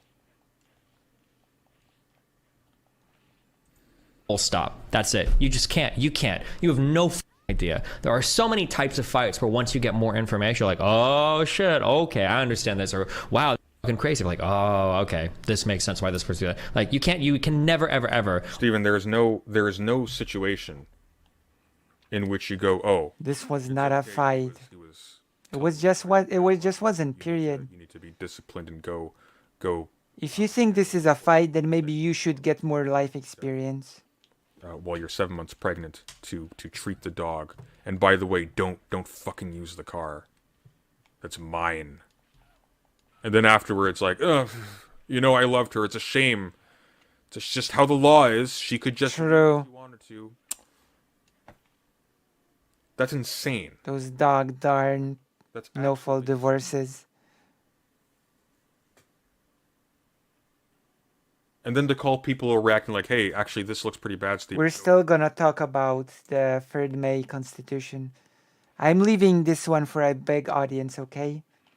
The 3rd May Constitution is gonna be the segment after this. So stay tuned, Oscar Telch, because that's gonna be the segment after this. Okay? I've changed the order a little bit because the audience was not as big, but now it is, and we're gonna jump into it after the Crowder thing. Oh, you're just retarded Aspies, is his language. What? Unbelievable. On like a 2, 3, 4 minute thing, just evaluate on shit like this. Like, you can't do it.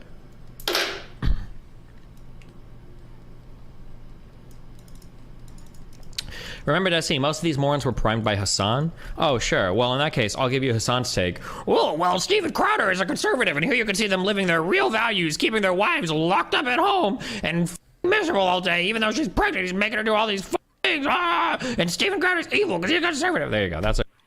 Yeah. Well said. Your Hassan take, okay? Well, Steven cannot have this take because Steven might one day have chicken waffles with Steven Crowder, so you know. So as long as we don't see someone I mean, good for Hassan. Like, well said. That would be 100% accurate. beating his wife, we can't make any judgments. Yep, that's what I said. See you later, forever. Never, ever, ever unban. Bye.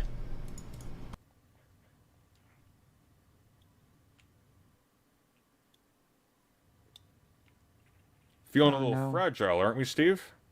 Again, a new purge is incoming. A new purge of viewers is coming. Yeah, that's true. I actually made a bad judgment once. That is true. I saw that video of I saw that video of DJ Academics in the lobby. I thought he was hitting a woman. That clip was wild to me. I remember seeing this clip initially, and I thought it looked pretty insane for Big Ag. But apparently, the full story, and you can. No. There's not a perspectival issue. True. He did the thing on camera. He said it. True. This is They both ridiculous. acknowledged it multiple times. They debated it. And There's no equivalence here. None. It's really funny that Steven has 100% confidence in calling this a fight when only Steven Crowders is the aggressor and the other party is trying to de-escalate. That is very interesting to me. That is very interesting. Steven has no problem in calling it a fight. You know? Very interesting. How come? Why doesn't...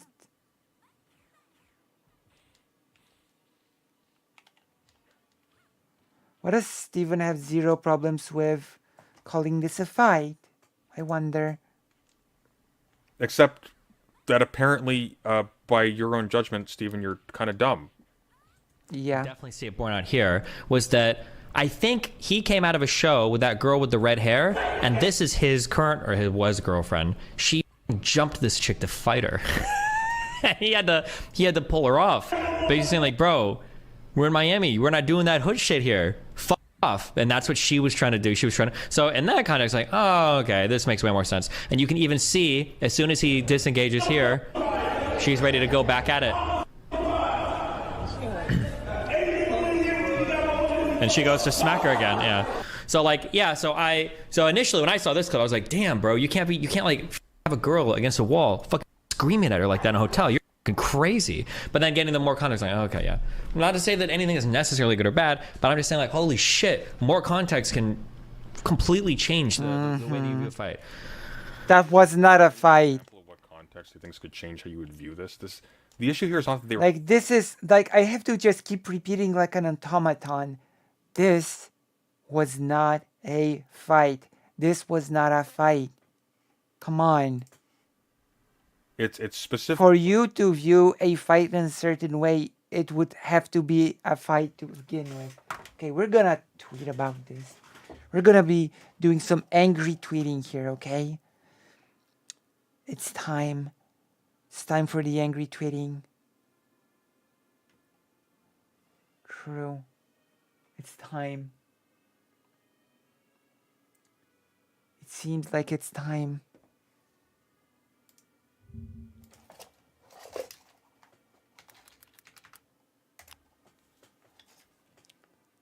I'm gonna be tweeting about this. Let's see if anyone engages with us. Okay?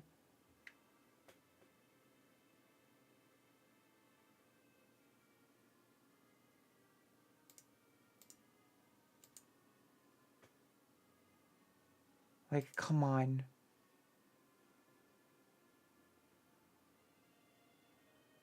Okay, we're gonna be doing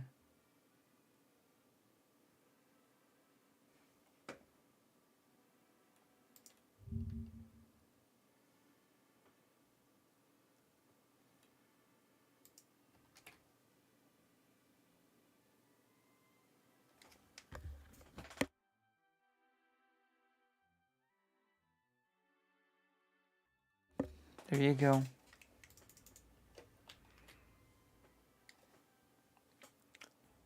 Twitter.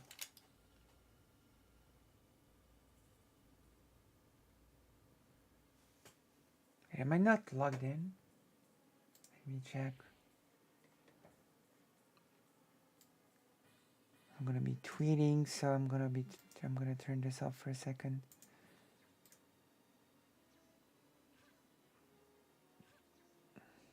Okay, I'm logged in. They're gonna be writing a new tweet.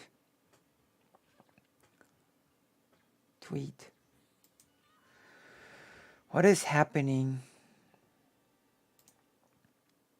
is what Twitter says and wants me to tweet.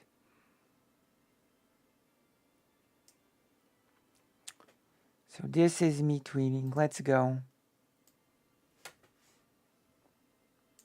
I'm counting on you to give me a yay or nay on the tweet. Okay, when it's finished. I'm gonna write it out on the stream to everyone talking about the Steven Crowder leaked video. This was not a fight. Okay. 3 dots. A fight is not when a person attacks the other person and the other person doesn't fight back.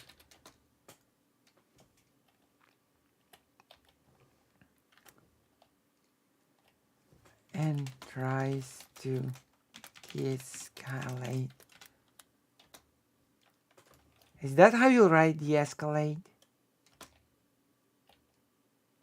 I have to Google how you write de-escalate.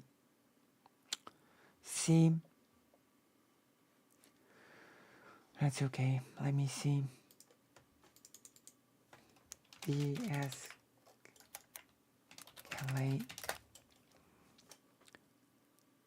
Okay, okay. I was missing a thing. I was missing a thing. De-escalate. Now it's correct. Why is not when a person attacks the other person and the other person doesn't fight back and tries to de-escalate? That's not a fight. That's just someone attacking a person. What do you think? Is that good enough? Is that good enough? Now you tell me.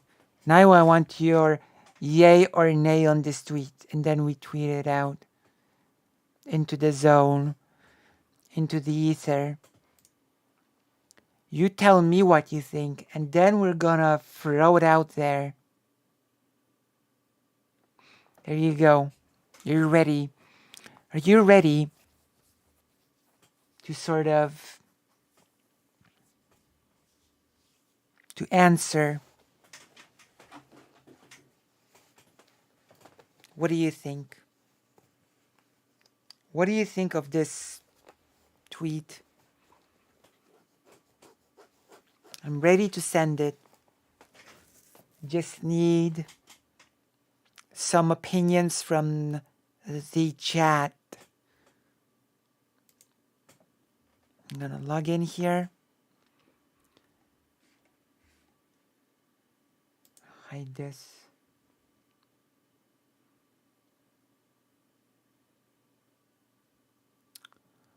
So what do you think?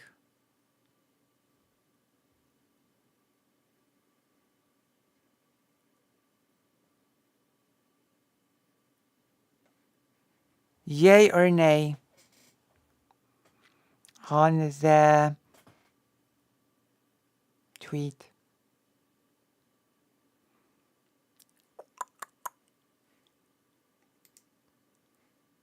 Google.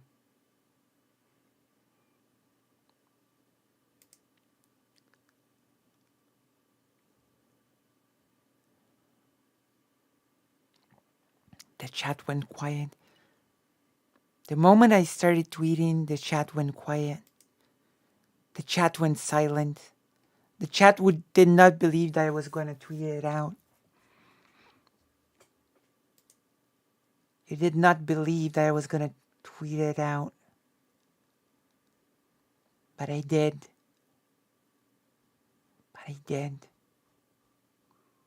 And now I need your yay or nay. And I need you to check for mistakes as well. It looks good? Alright then. If it looks good, okay, I'm here. If you tweet, I will retweet. Okay, I am tweeting it out right now. Tweet. It is tweeted. Let's see. Let's see if anyone argues, if it gets popular or unpopular. Let's see what happens with this tweet, okay? Let us see what happens with this. I'm actually really curious about what will happen with this. Okay, so we're done with the tweet. What's being said and the very specific details that it reveals. We're gonna watch a bit more of this, and then I'm gonna probably just go to the main. Then I'm just gonna proceed to the main event, the main segment of tonight, because I actually only started streaming today to do the main event, and then I'm gonna go to sleep. That is the plan.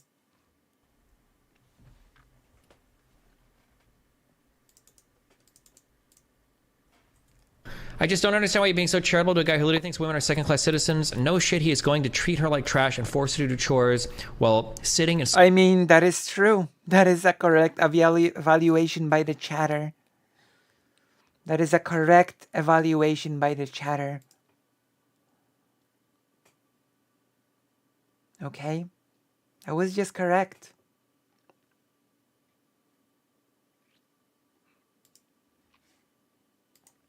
in front of her. Because you fucking retard, it doesn't count as being charitable when you're only charitable to the people that you would suck. Do you understand that? You don't get fucking points for being charitable to your parents. She's conservative too, you imbecile. Oh my god.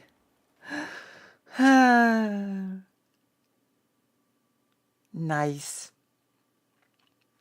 Nice. Nice. Destiny. It's not... It wouldn't matter who this is. This could be... If this was... I don't know, who's... Bernie Sanders could be doing this. It'd be the same fucking deal. True. I mean, I would be more shocked if Bernie Sanders did it, but it would be the same deal. Okay? I would be a lot more shocked if Bernie Sanders did that, but... There's literally no... I will give him that. I will be more justification for any surprised. of this. There's nothing to be charitable to. True. There's nothing.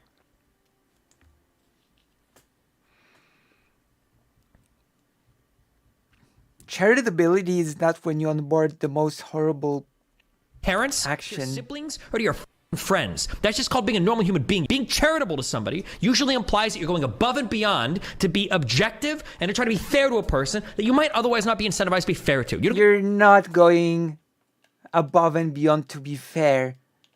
You've called this a fight, so you've already showed not to go far above and beyond to be fair. Because framing this as a fight is extremely not fair. How do you frame it as a fight when when only one person is aggressing? And then say that you go above and beyond to be fair. This is ridiculous. This is actually the opposite of what you're doing. You're going above and beyond not to be fair to the wife. Bonus points for being charitable to people that you like. Obviously, I don't like Steven Crowder, and it wouldn't surprise me if more context reveals that he is an abusive piece of shit. That could be the case, but there's not enough here to say it. Yes, there is. Yes, there is. Insane. That's insane.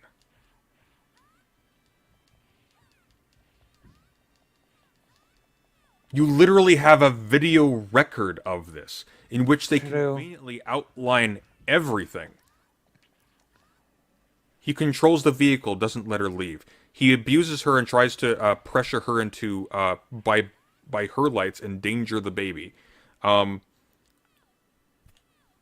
Like he says, apparently, I'm gonna fuck you up at one point. He does at the very end. Wife.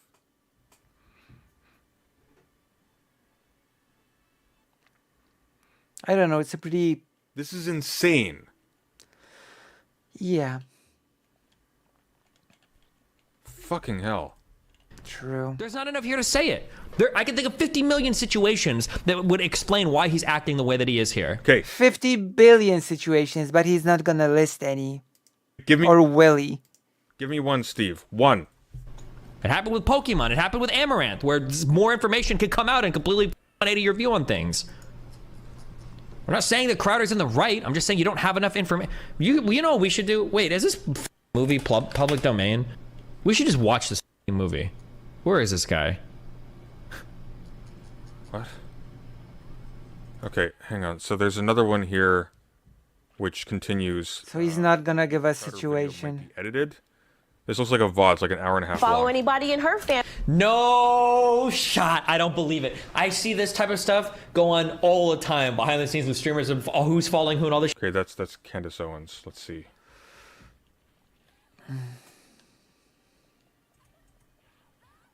Oh wait, apparently Candace Owens leaked something about this. Hang on. Candace Owens, Crowder leaks. There's something else here as well. What is- Ridiculous.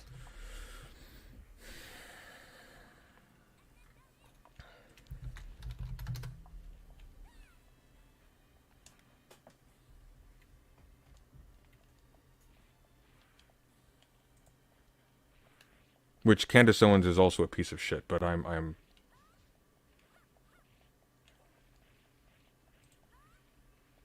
So a bit okay. So this is an actual Candace Owens video on this. Okay, let's see. So a bit of breaking news that just happened, and before we get to it, I just want to back up and tell you why we are discussing this breaking news, because it's occurred to me that there are some people out there who believe that to be a conservative, what it means is that we become tribal and we defend other conservatives even when they do things that are wrong, that we don't discuss things that are horrible on our own side because we need to just make sure that we score wins in other ways. And God, Of course, this is just better position on this than Steven. that is course, wrong. So yeah. that to me is the exact opposite of why I have this platform. I am Then not again, tribal. this I is want part to of the expose things when they are fight done left, and between also expose things when they the are Daily Wire and Crowder. Obviously, I have been interested in the Steven Crowder saga pertaining to his divorce because he literally inserted me into his divorce a couple of days ago. And his wife and family are now speaking out regarding that video in which he told people publicly that his wife was leaving him. You remember this. He chose wrong. And he essentially made it sound as if he did not want his marriage to end, but his wife simply wanted to leave. Well, she has responded by giving video, and I want to prep you. I want you to know this is horrific video. It is very difficult to watch. It's especially difficult to watch because in this footage, she is 8 months pregnant. Okay, so this is the footage itself. We've seen this. What's the commentary afterwards? Looks like there's more to this. Even comprehend how any man can speak to a woman like that, least of all when she is 8 months pregnant. And sadly, that isn't the worst part of that correspondence. The journalist that dropped this video is Yashar Ali. He dropped this as well as a Substack entry accompanying it. On the Substack article, he wrote, "Moments later, off camera, Steven Crowder, by his own admission, would lose control and scream at his pregnant wife in a threatening tone, quote, 'I will f you up,' end quote, which led his wife to flee their home." Okay, let's take Dusty's advice. Okay, let's be super charitable. I'll fuck you up could mean several different things. It could, True. I'll torture you publicly. I'll financially ruin you. I'll deprive you of all of the goods that give you like a basic standard of living. Or maybe he'll just beat the shit out of her. One or the other. Take your pick. Let's be charitable. True. She then sent a statement, which I want to be very clear. This statement I knew was going to come out. I didn't know any of this information. I mean, have you considered, President Sunday, that maybe Steven Crowder was filming his second episode and maybe she was just lazy and he has had enough and that's why he said it? had no idea there was a video or there was any evidence. I did know that their family was thinking about issuing a statement, and Hillary Crowder did issue a statement. And I'm going to read you that statement in its entirety because it's important. I think it reveals a lot of the lies that Stephen has been telling publicly to his audiences. It reads, Hillary is currently living alone in Dallas apart from her family and support system in Michigan and is focused on taking care of her young children. She is not prepared at this time to speak about her divorce becoming public or the misleading statements made by Stephen about their relationship. The truth is that Hillary spent years hiding Stephen's mentally and emotionally abusive behavior from her friends and family while she attempted to save their marriage. She was the one who was asking to work on their relationship to keep the marriage intact for their unborn child. In June of 2021, Stephen left their home to pursue elective surgery. It's very important. I want you to remember that. I'm going to come back to that point. Hillary urged him to get the help he needed to address his abuse with the hope that their marriage could be saved and they could peacefully live together as a family. Instead, Stephen refused to do so and chose not to be with his wife during the birth of their twin children. Yeah. After the birth, Stephen bought a townhouse and left their home permanently. Hillary was not aware that Stephen hired a divorce attorney and asked his assistant to cut Hillary off financially. There is significant documentation substantiating these facts. I want you to remember that portion as well, because that's another lie that Stephen has told publicly. Huh. I think so. I think it did. Yeah. What a nightmare. Yeah, that was about more or less the time when the video happened. Dean Mama says a statement came from their family, not her. She still hasn't publicly commented outside of court. That's something else too. So the details of the Amaranth case elude me. If I were to imagine a situation in which she was contriving to make this look as bad as possible in order to, like, I don't know, extract resources or fame or something out of Stephen,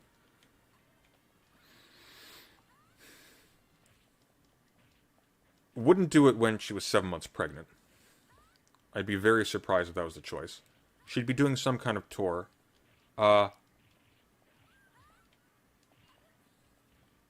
The evidence kind of speaks for itself.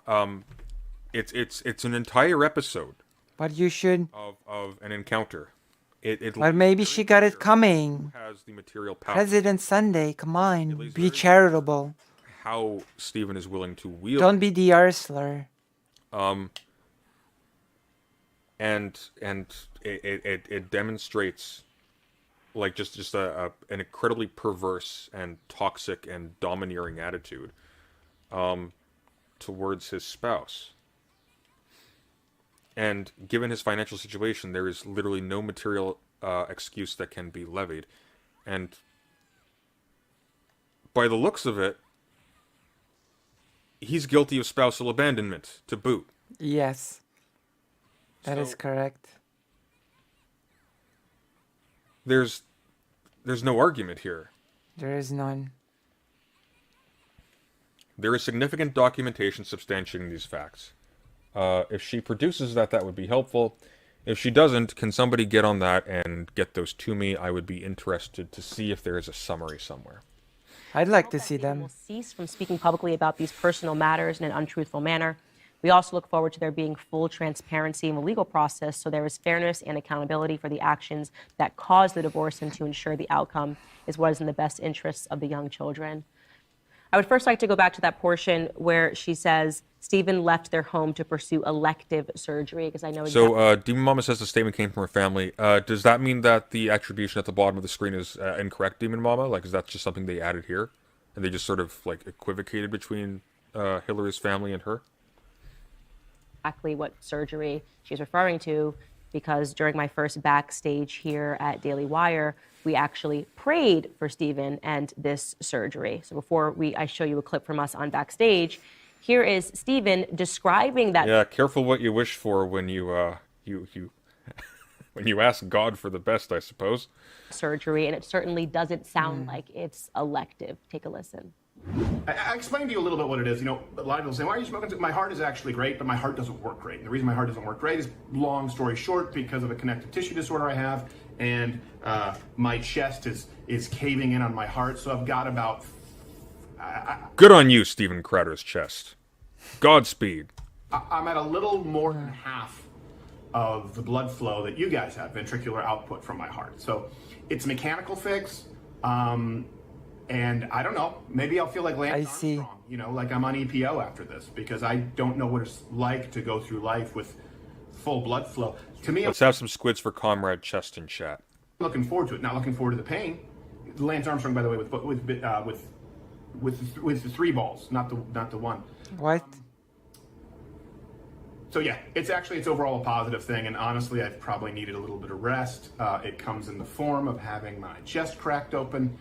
Obviously, he had the surgery and then his lung collapsed.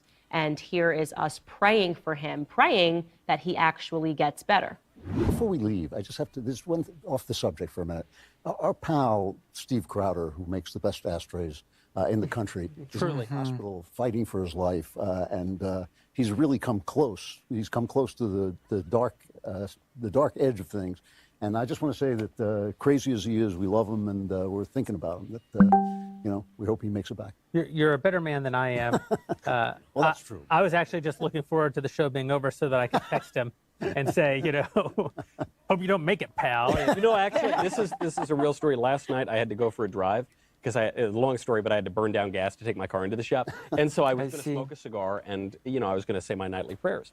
I thought, I should probably pray for Crowder, because he's in the terrible people discussing terrible things. Cigars that Crowder sent me. Yeah. And oh my God. Who's a complete maniac.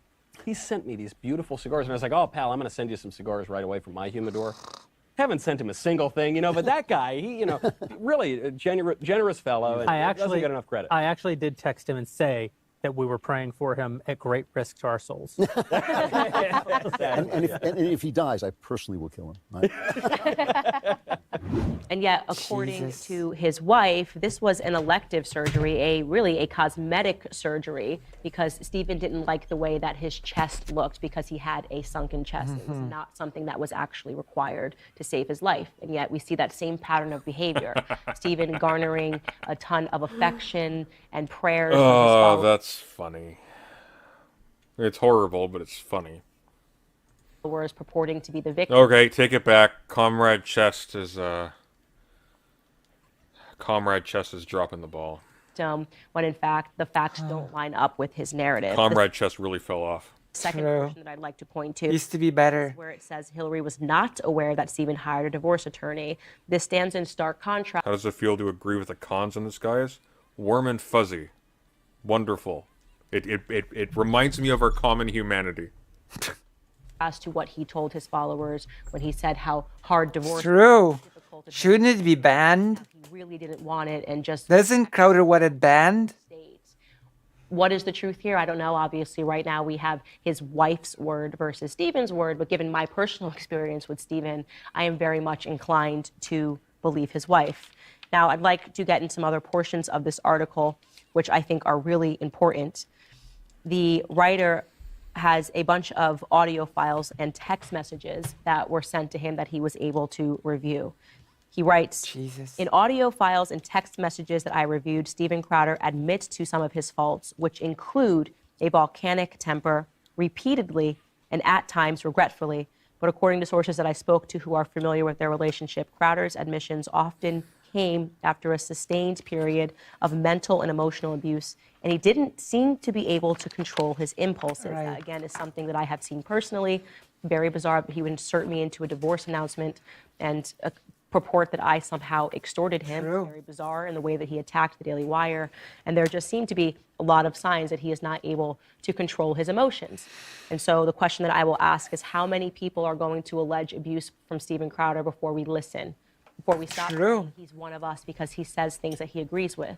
We purport that we are the party of family values. How can you look at that video and defend him in any way?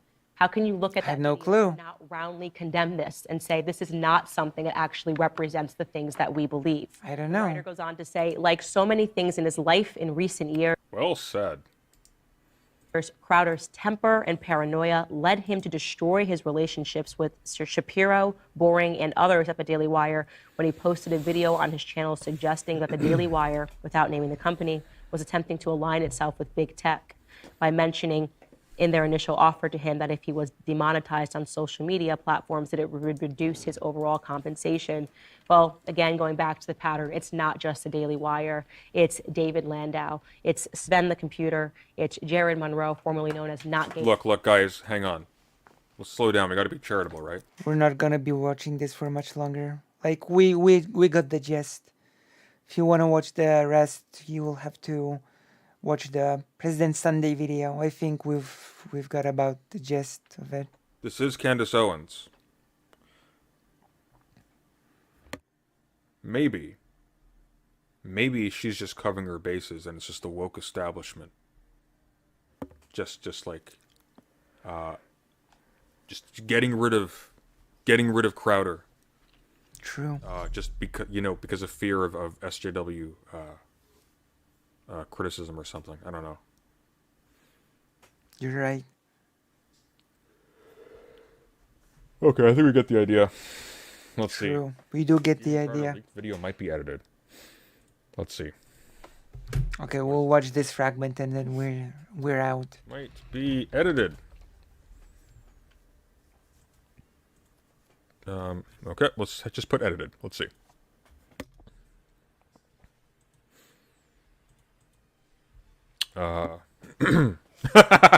Okay, here we go.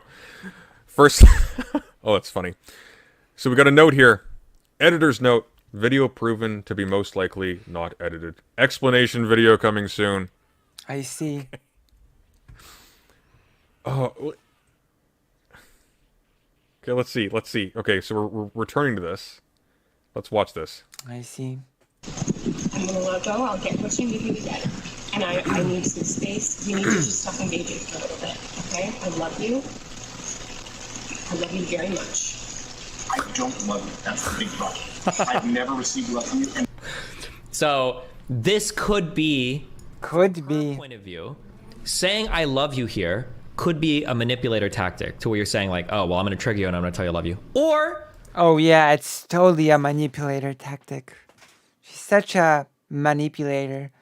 She also manipulates him so well when she says that she wants to disengage. It could be a genuine de-escalation tactic. Like, hey, listen, we're... Doesn't. Like, all those times when she says, I want to disengage, we should disengage. Those are all manipulation tactics. Matter, Steven. Why does that matter?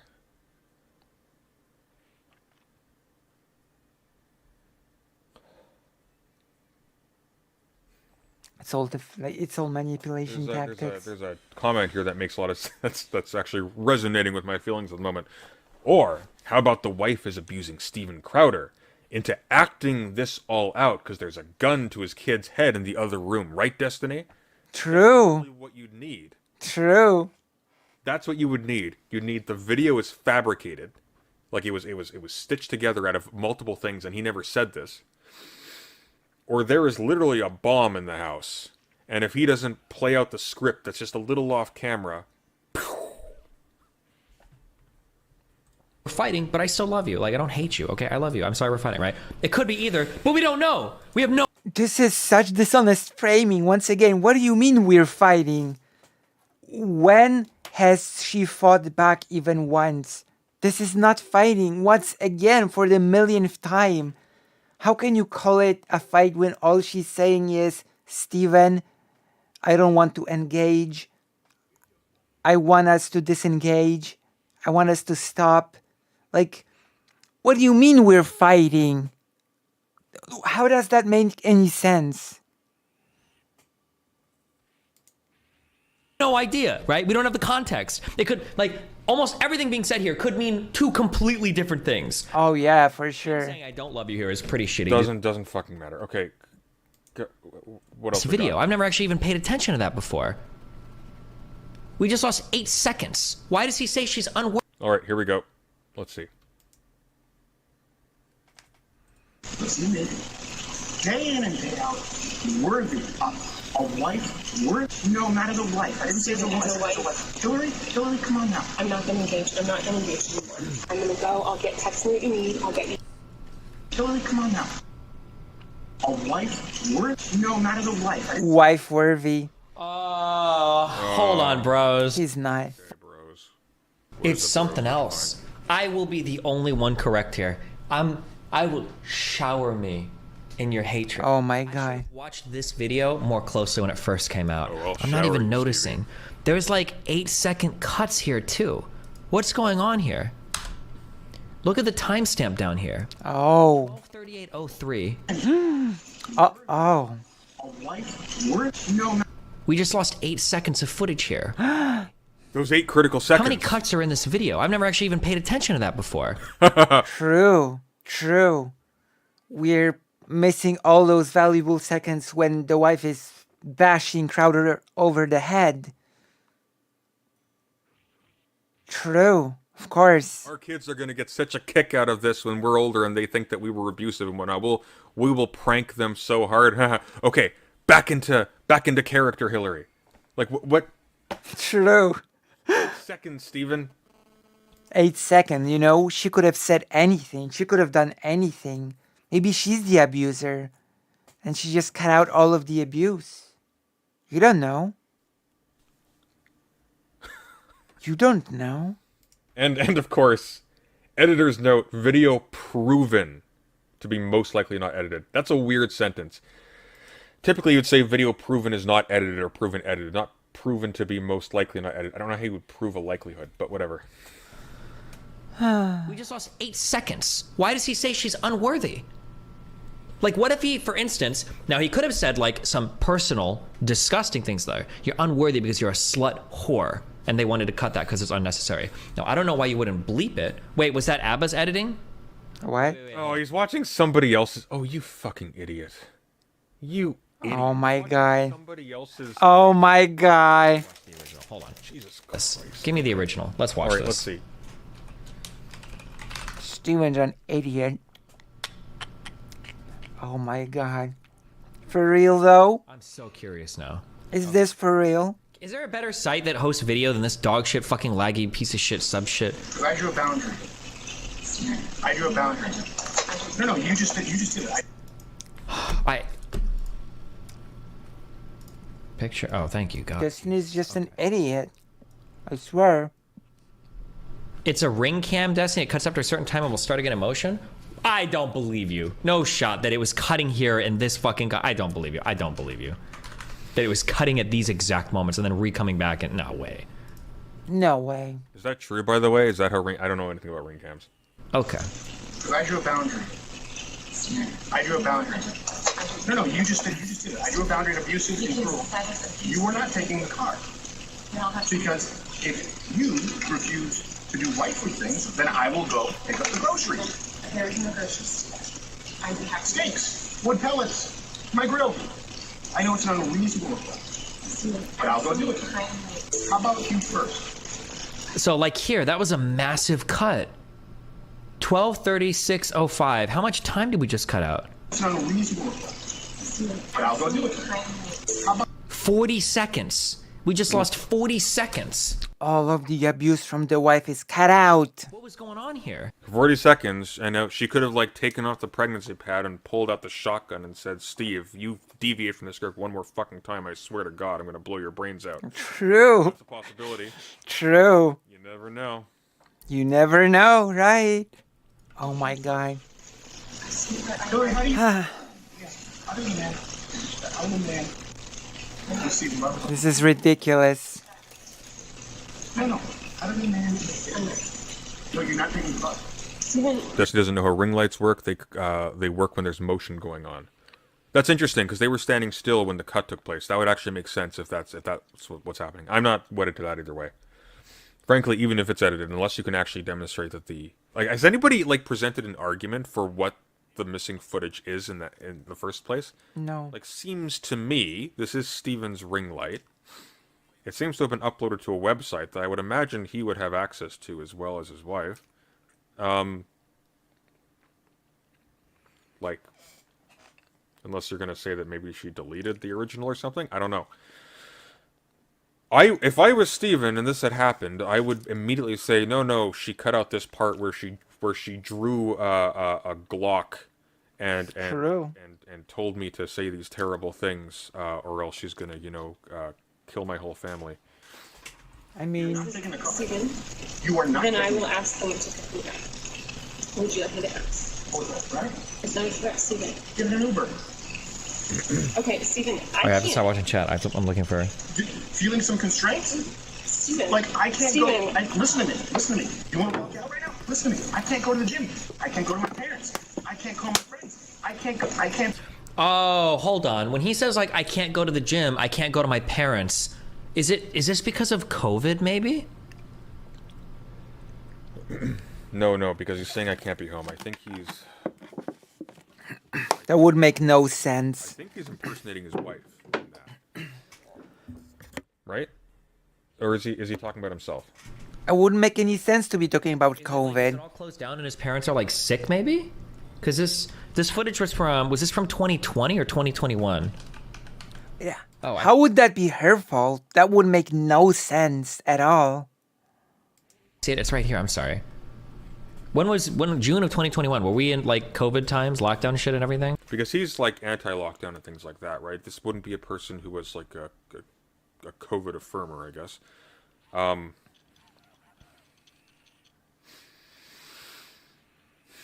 It would make no sense. The COVID thing is logical. It's just that it seems like a strange thing for him to say. Yeah, it is a strange thing for him to say. Because none of that would precipitate him being unable to administer the medicine to the dog himself. Yep. The video is 3 minutes and 28 seconds long, but it starts at 34:58 and it ends at 39:08, which means 4 minutes and 10 seconds was cut out. I'm sorry, there's not 4 minutes cut, there's 40 seconds cut, my bad. Oh my god, Steven. The genius. What was that? Hang on. Speaking of cuts. 08, which means 4 minutes and 10 What a genius. I'm sorry, there's not 4 minutes cut, there's 40 seconds cut, my bad. You're gonna take the car. I'm leaving here. Hillary, just think of how boxed in you've made me. What do you need me to pick up? I'll get it. I'll be back when I'm back. No, that doesn't work either. You'll be back when you're back. That doesn't work either. See, Do you understand the difference between my life being set to the second and you going, I'll be back when I'm back? Steven, And making it work. Jesus. The only way out of this is discipline and respect. Discipline and respect. No man whose life is set to the second reclines on a couch like that and barks at True. a pregnant wife. I mean, I've said it before when reacting to this, but yeah, I highly doubt his life is set to the second. To administer poison that might actually hurt his baby to the dog. And like waste time forcing his, well, abusing his wife, bluntly, let's not pussyfoot around this. Yeah. Abusing his wife by withholding access to the only vehicle that they have there. we are gonna do that. And apparently he admitted afterwards to saying, I'll fuck you up. This is not a person who is lacking in time. Good. Because you can't have any discipline or respect. There you go. You throw your hand, you give up so easily. I don't give up.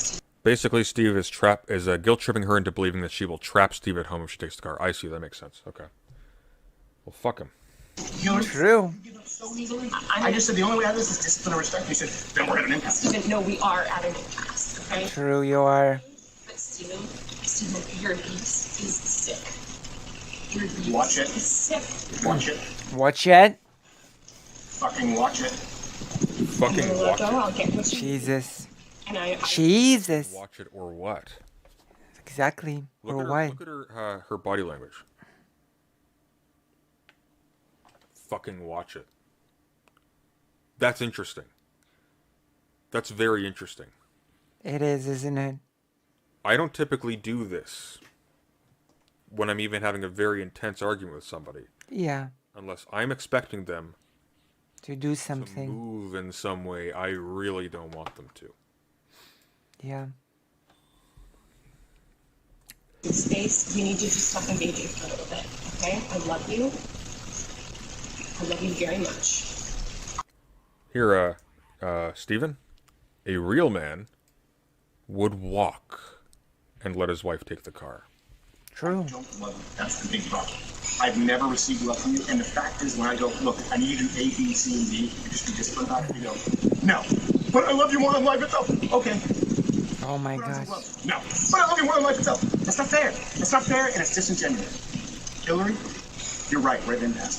Become someone Wife-worthy. day in and day out. Worth. Become wife-worthy. No, not as a wife. I didn't say as a wife. That was the 8-second cut we saw in Abba's video. Hillary, come on now. I'm not gonna engage. I'm not gonna Oh, so it was the 8 seconds that were cut on Abba's video aren't even are present here. I'm gonna Unless I'm misunderstanding. go. I'll get text me what you need. I'll get you what you need. I love you. I'm committed to you.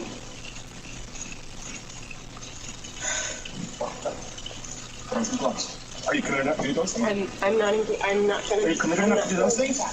You're not committed to anything. You're not committed to anything. You just said I love you. I'm committed to it. Walk the dogs. Put on some gloves.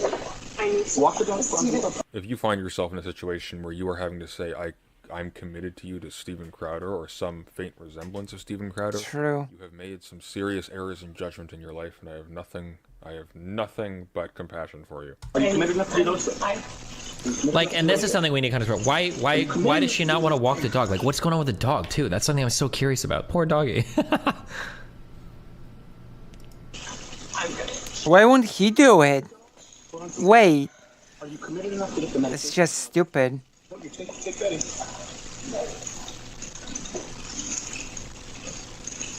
It's not about the dogs. I drew a boundary.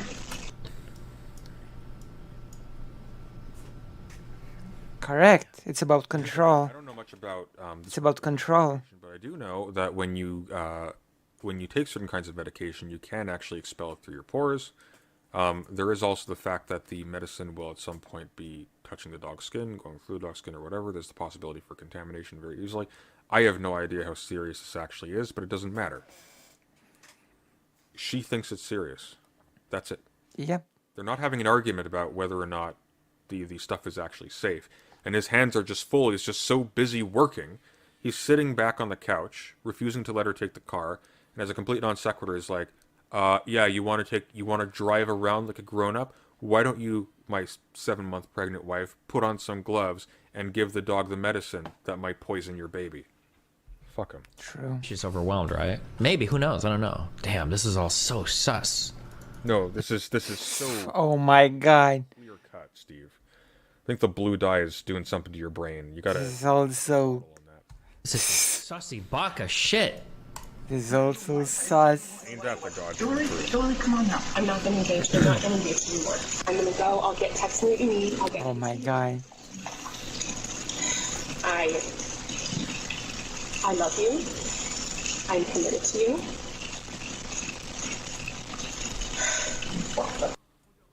Thing I've heard from. Okay, I think we get the idea. Let's We did get the idea.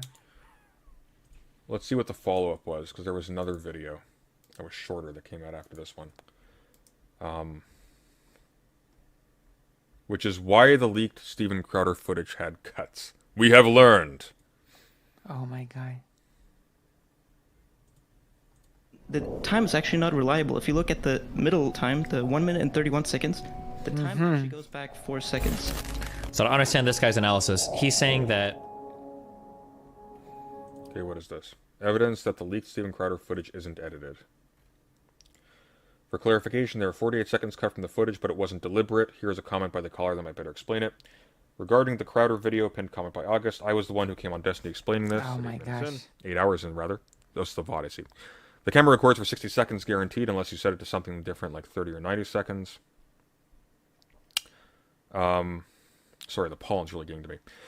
Roughly 2-second combined buffer before after to show what happens for the motion. I don't care. We've got the. If you want to watch the rest, you can watch it on President Sunday. Now we're actually getting to the main thing of today.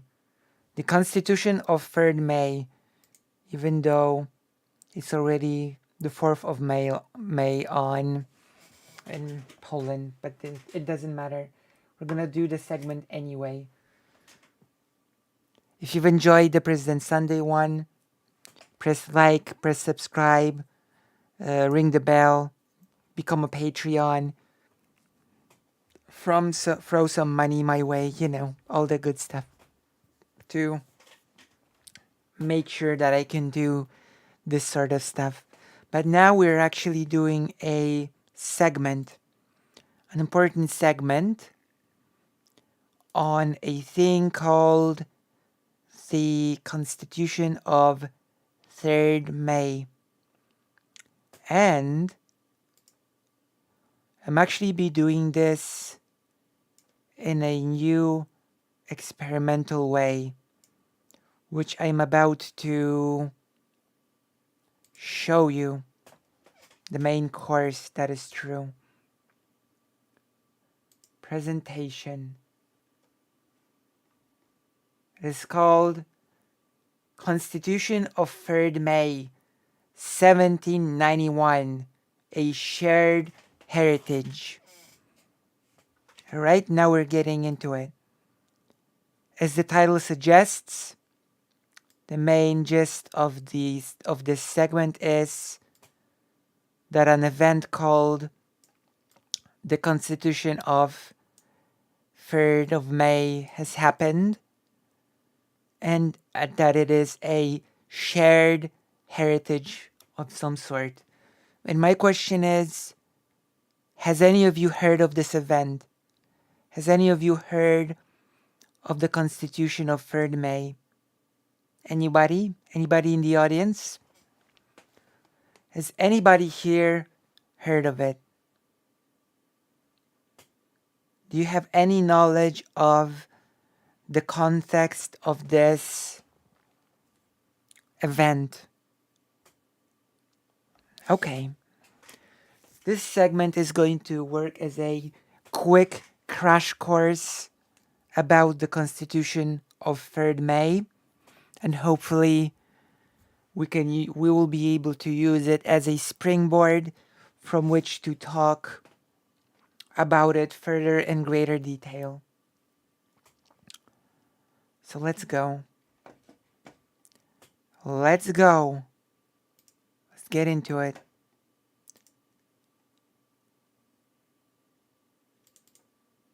Some historical context. The Polish-Lithuanian Commonwealth was a composite state created in 1569 through the signing of a treaty called the Union of Lublin, which is actually interesting because now Ukraine, Lithuania, and Poland has created a close alliance called the Lublin Triangle, which alludes to this a bit.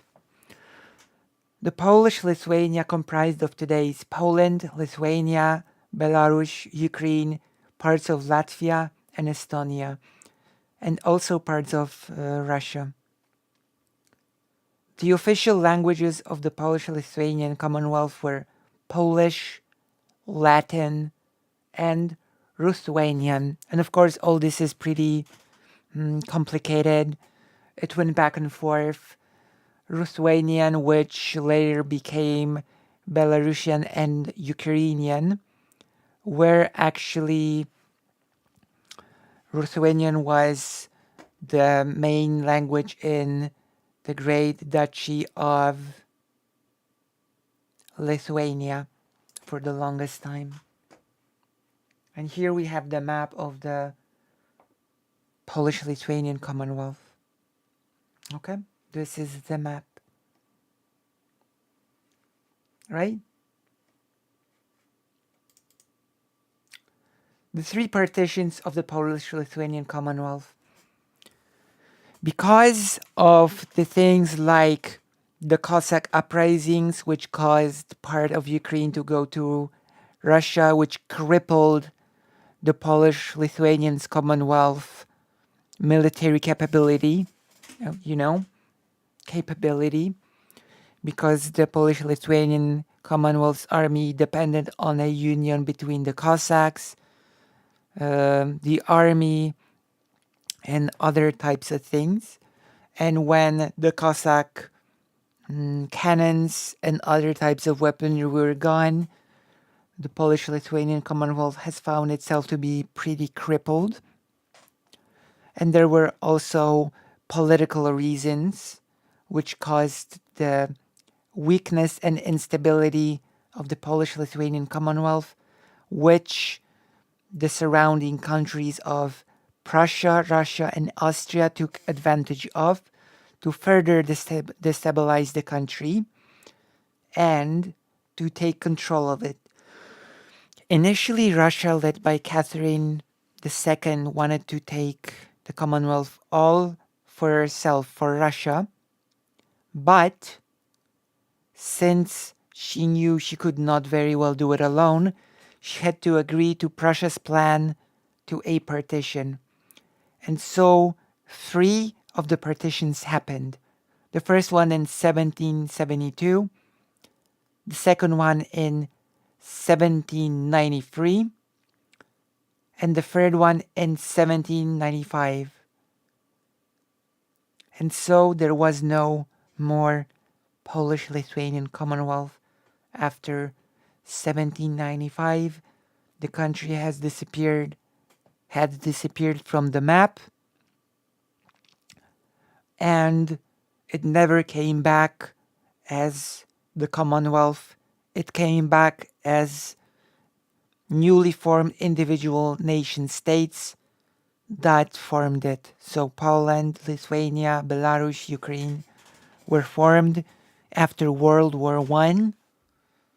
The Polish-Lithuanian Commonwealth never actually came back, no matter how much Poland calls itself now the Third Commonwealth.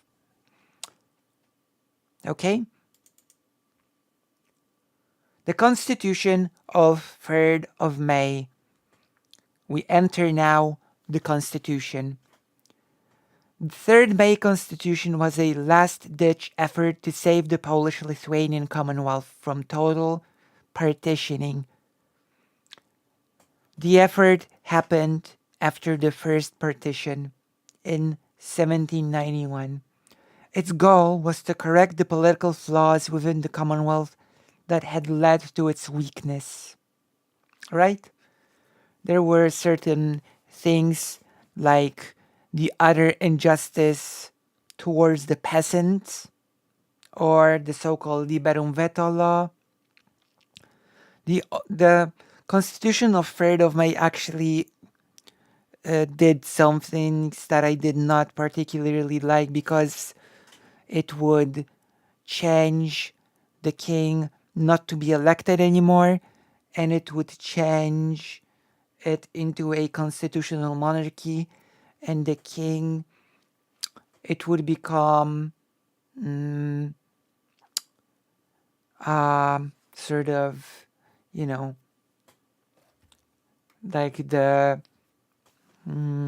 family would inherit the throne, which is not an inherited type of monarchy, which I don't think was that great of an idea. I don't think the idea of electing monarchs that did not have that much power was so bad, to be honest.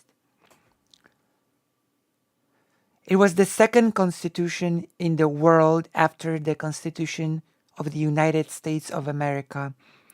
So it was the second written constitution in the, hereditary, that's the word. The Constitution wanted to change the monarchy from elective, from the kings would not be elected anymore, but it would be hereditary, which I'm not a big fan of. Okay? So the Constitution came into effect. It was only in effect for 19 months. But, and I'm giving you a very abridged version of events, due to the intervention of Russia and Prussia and the loss of the Polish-Russian War of 1792, the Constitution was declared null and void by the Grodno Sejm in 1793. And what followed was the second and the third partition of the Commonwealth. Right?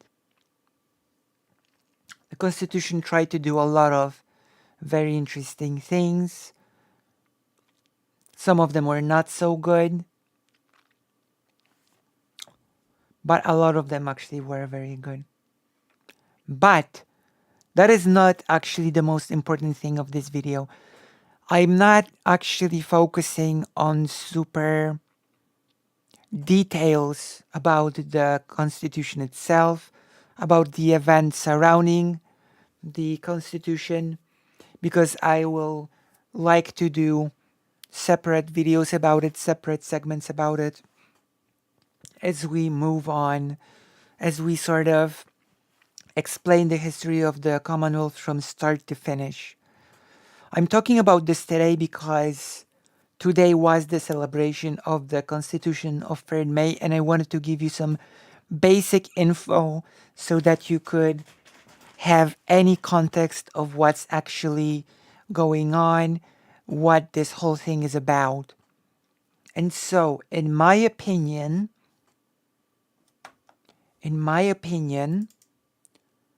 the legacy of the Constitution is a legacy of all the countries that were part of the Polish-Lithuanian Commonwealth.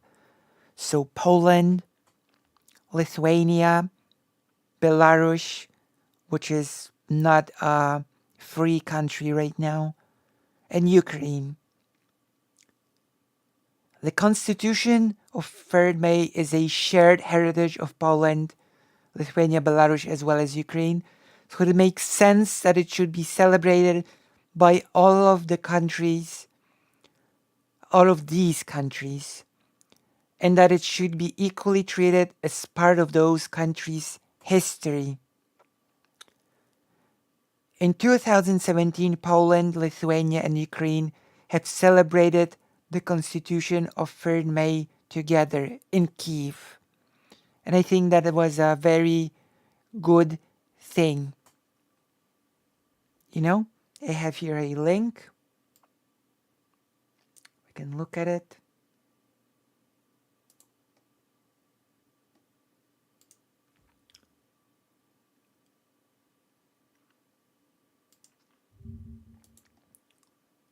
Paste. And this is from 2017. It says Poland, Lithuania, and Ukraine celebrate together the Constitution. In the National Opera of Ukraine in Kyiv, there was a official celebration because of the 3rd May Constitution. It took place on the 17th of May, and it was prepared by Polish embassy, Lithuanian embassy, and of course by the Ukrainian host. A lot of people came, you know, and it's a very touching moment when we can celebrate this together with Lithuanian people and with Ukrainian people. It is the spirit of the 3rd May Constitution that allow us to survive and think of freedom and independence. The 3rd of May for us is a date that sort of indicates and shows our shared history and our shared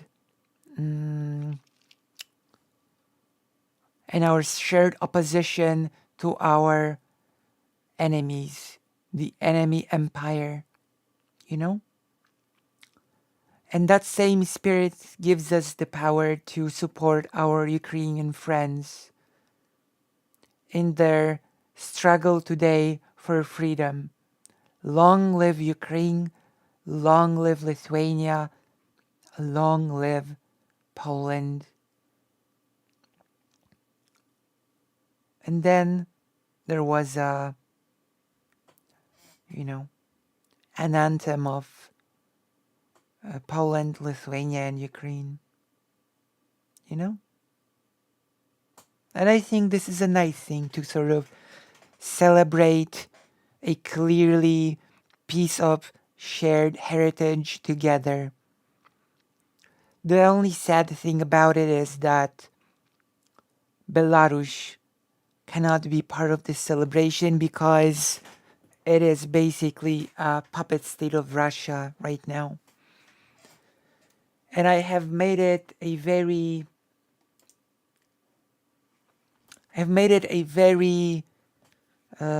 conscious choice to choose the sort of the symbol of the Commonwealth that did not end up being the Polish, Lithuanian, Ruthenian Commonwealth. This is the symbol of the Kingdom of Poland. This is the symbol of the Duchy of Lithuania. And this is the symbol of the Great Duchy of Ruthenia, which comprised of today's Ukraine and Belarus. And I think this shared heritage is sort of important to remember. There will be a segment or a video in the future when I will be talking about this in greater detail.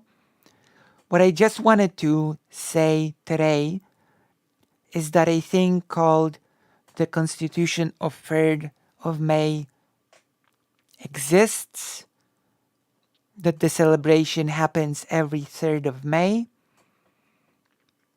and that in my opinion, it is a shared heritage of all countries that were parts of the Polish-Lithuanian Commonwealth. And that is basically all that I have to say about this topic for now, until I return and talk about it in greater detail as we go through the history of the Polish-Lithuanian Commonwealth step by step. So, if you've enjoyed this pretty, admittedly short segment, I would ask you to press like, to share this video, to press subscribe, to hit the bell, and of course to consider becoming a Patreon and all that other good stuff. Okay, we're done. We're done with the segment. So what do you think? This was a bit experimental because I've never actually used slides before, but I thought that if I actually have slides when I talk about history, well, actually, the truth is that the first person that sort of made the suggestion was Somniostatic. And then I thought that it would be a good thing to have different sets of visuals and text on the screen as I explain a historical topic, that you don't have a static, unchanging thing on the screen all of the time as I go through a historical topic. So what do you think of this sort of method of doing a historical segment? Do you think it's good? Do you think it's lacking? What is your opinion on it? Now is your time to give me some feedback. Now is your time to give me a little bit of feedback.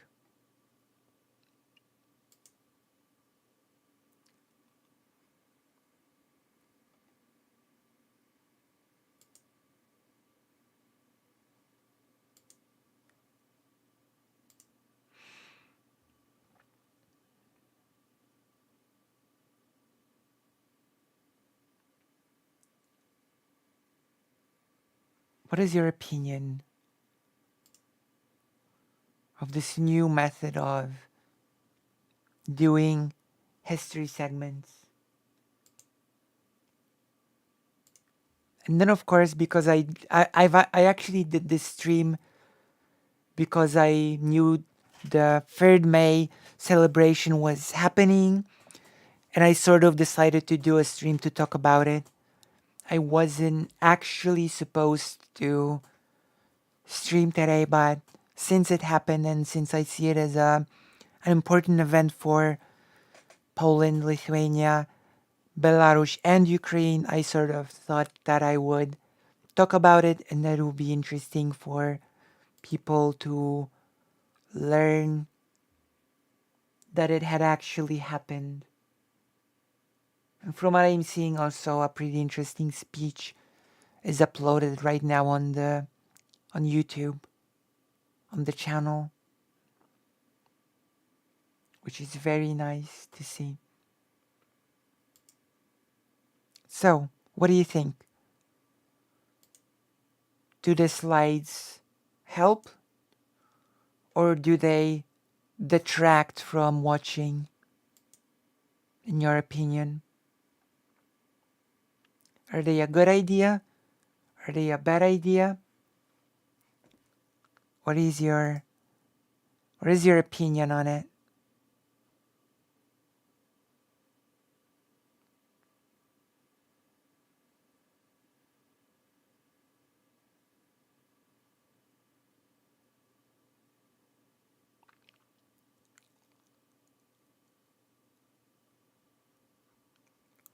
What is your opinion?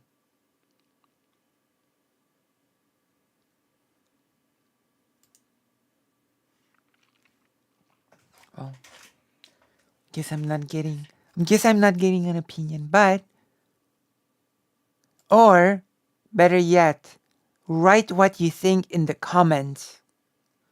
Because right now, unfortunately, I'm going to have to finish up the stream and go to sleep because I have an early start tomorrow and I have to prepare some other stuff for you.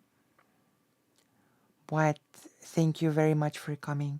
Oh, but I will read this comment since someone has given an opinion on the content. So I'm going to read it out and then I'm going to finish up. It's a good idea due to some of us not being familiar with that part of the world. All right, thank you very much.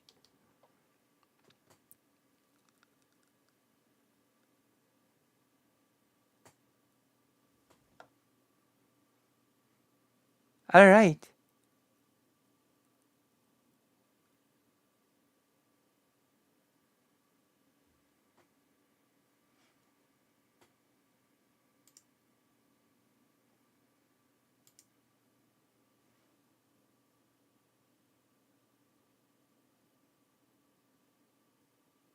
All right then.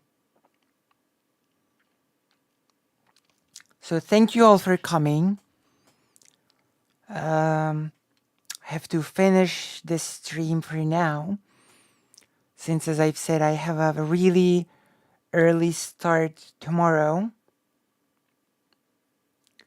I'll be seeing you. As always, love and solidarity. Thank you very much for coming. I hope you've enjoyed. And yeah, thank you. Thank you very much. I'm gonna go now, but I will be back with more streaming content. Good night, love and solidarity.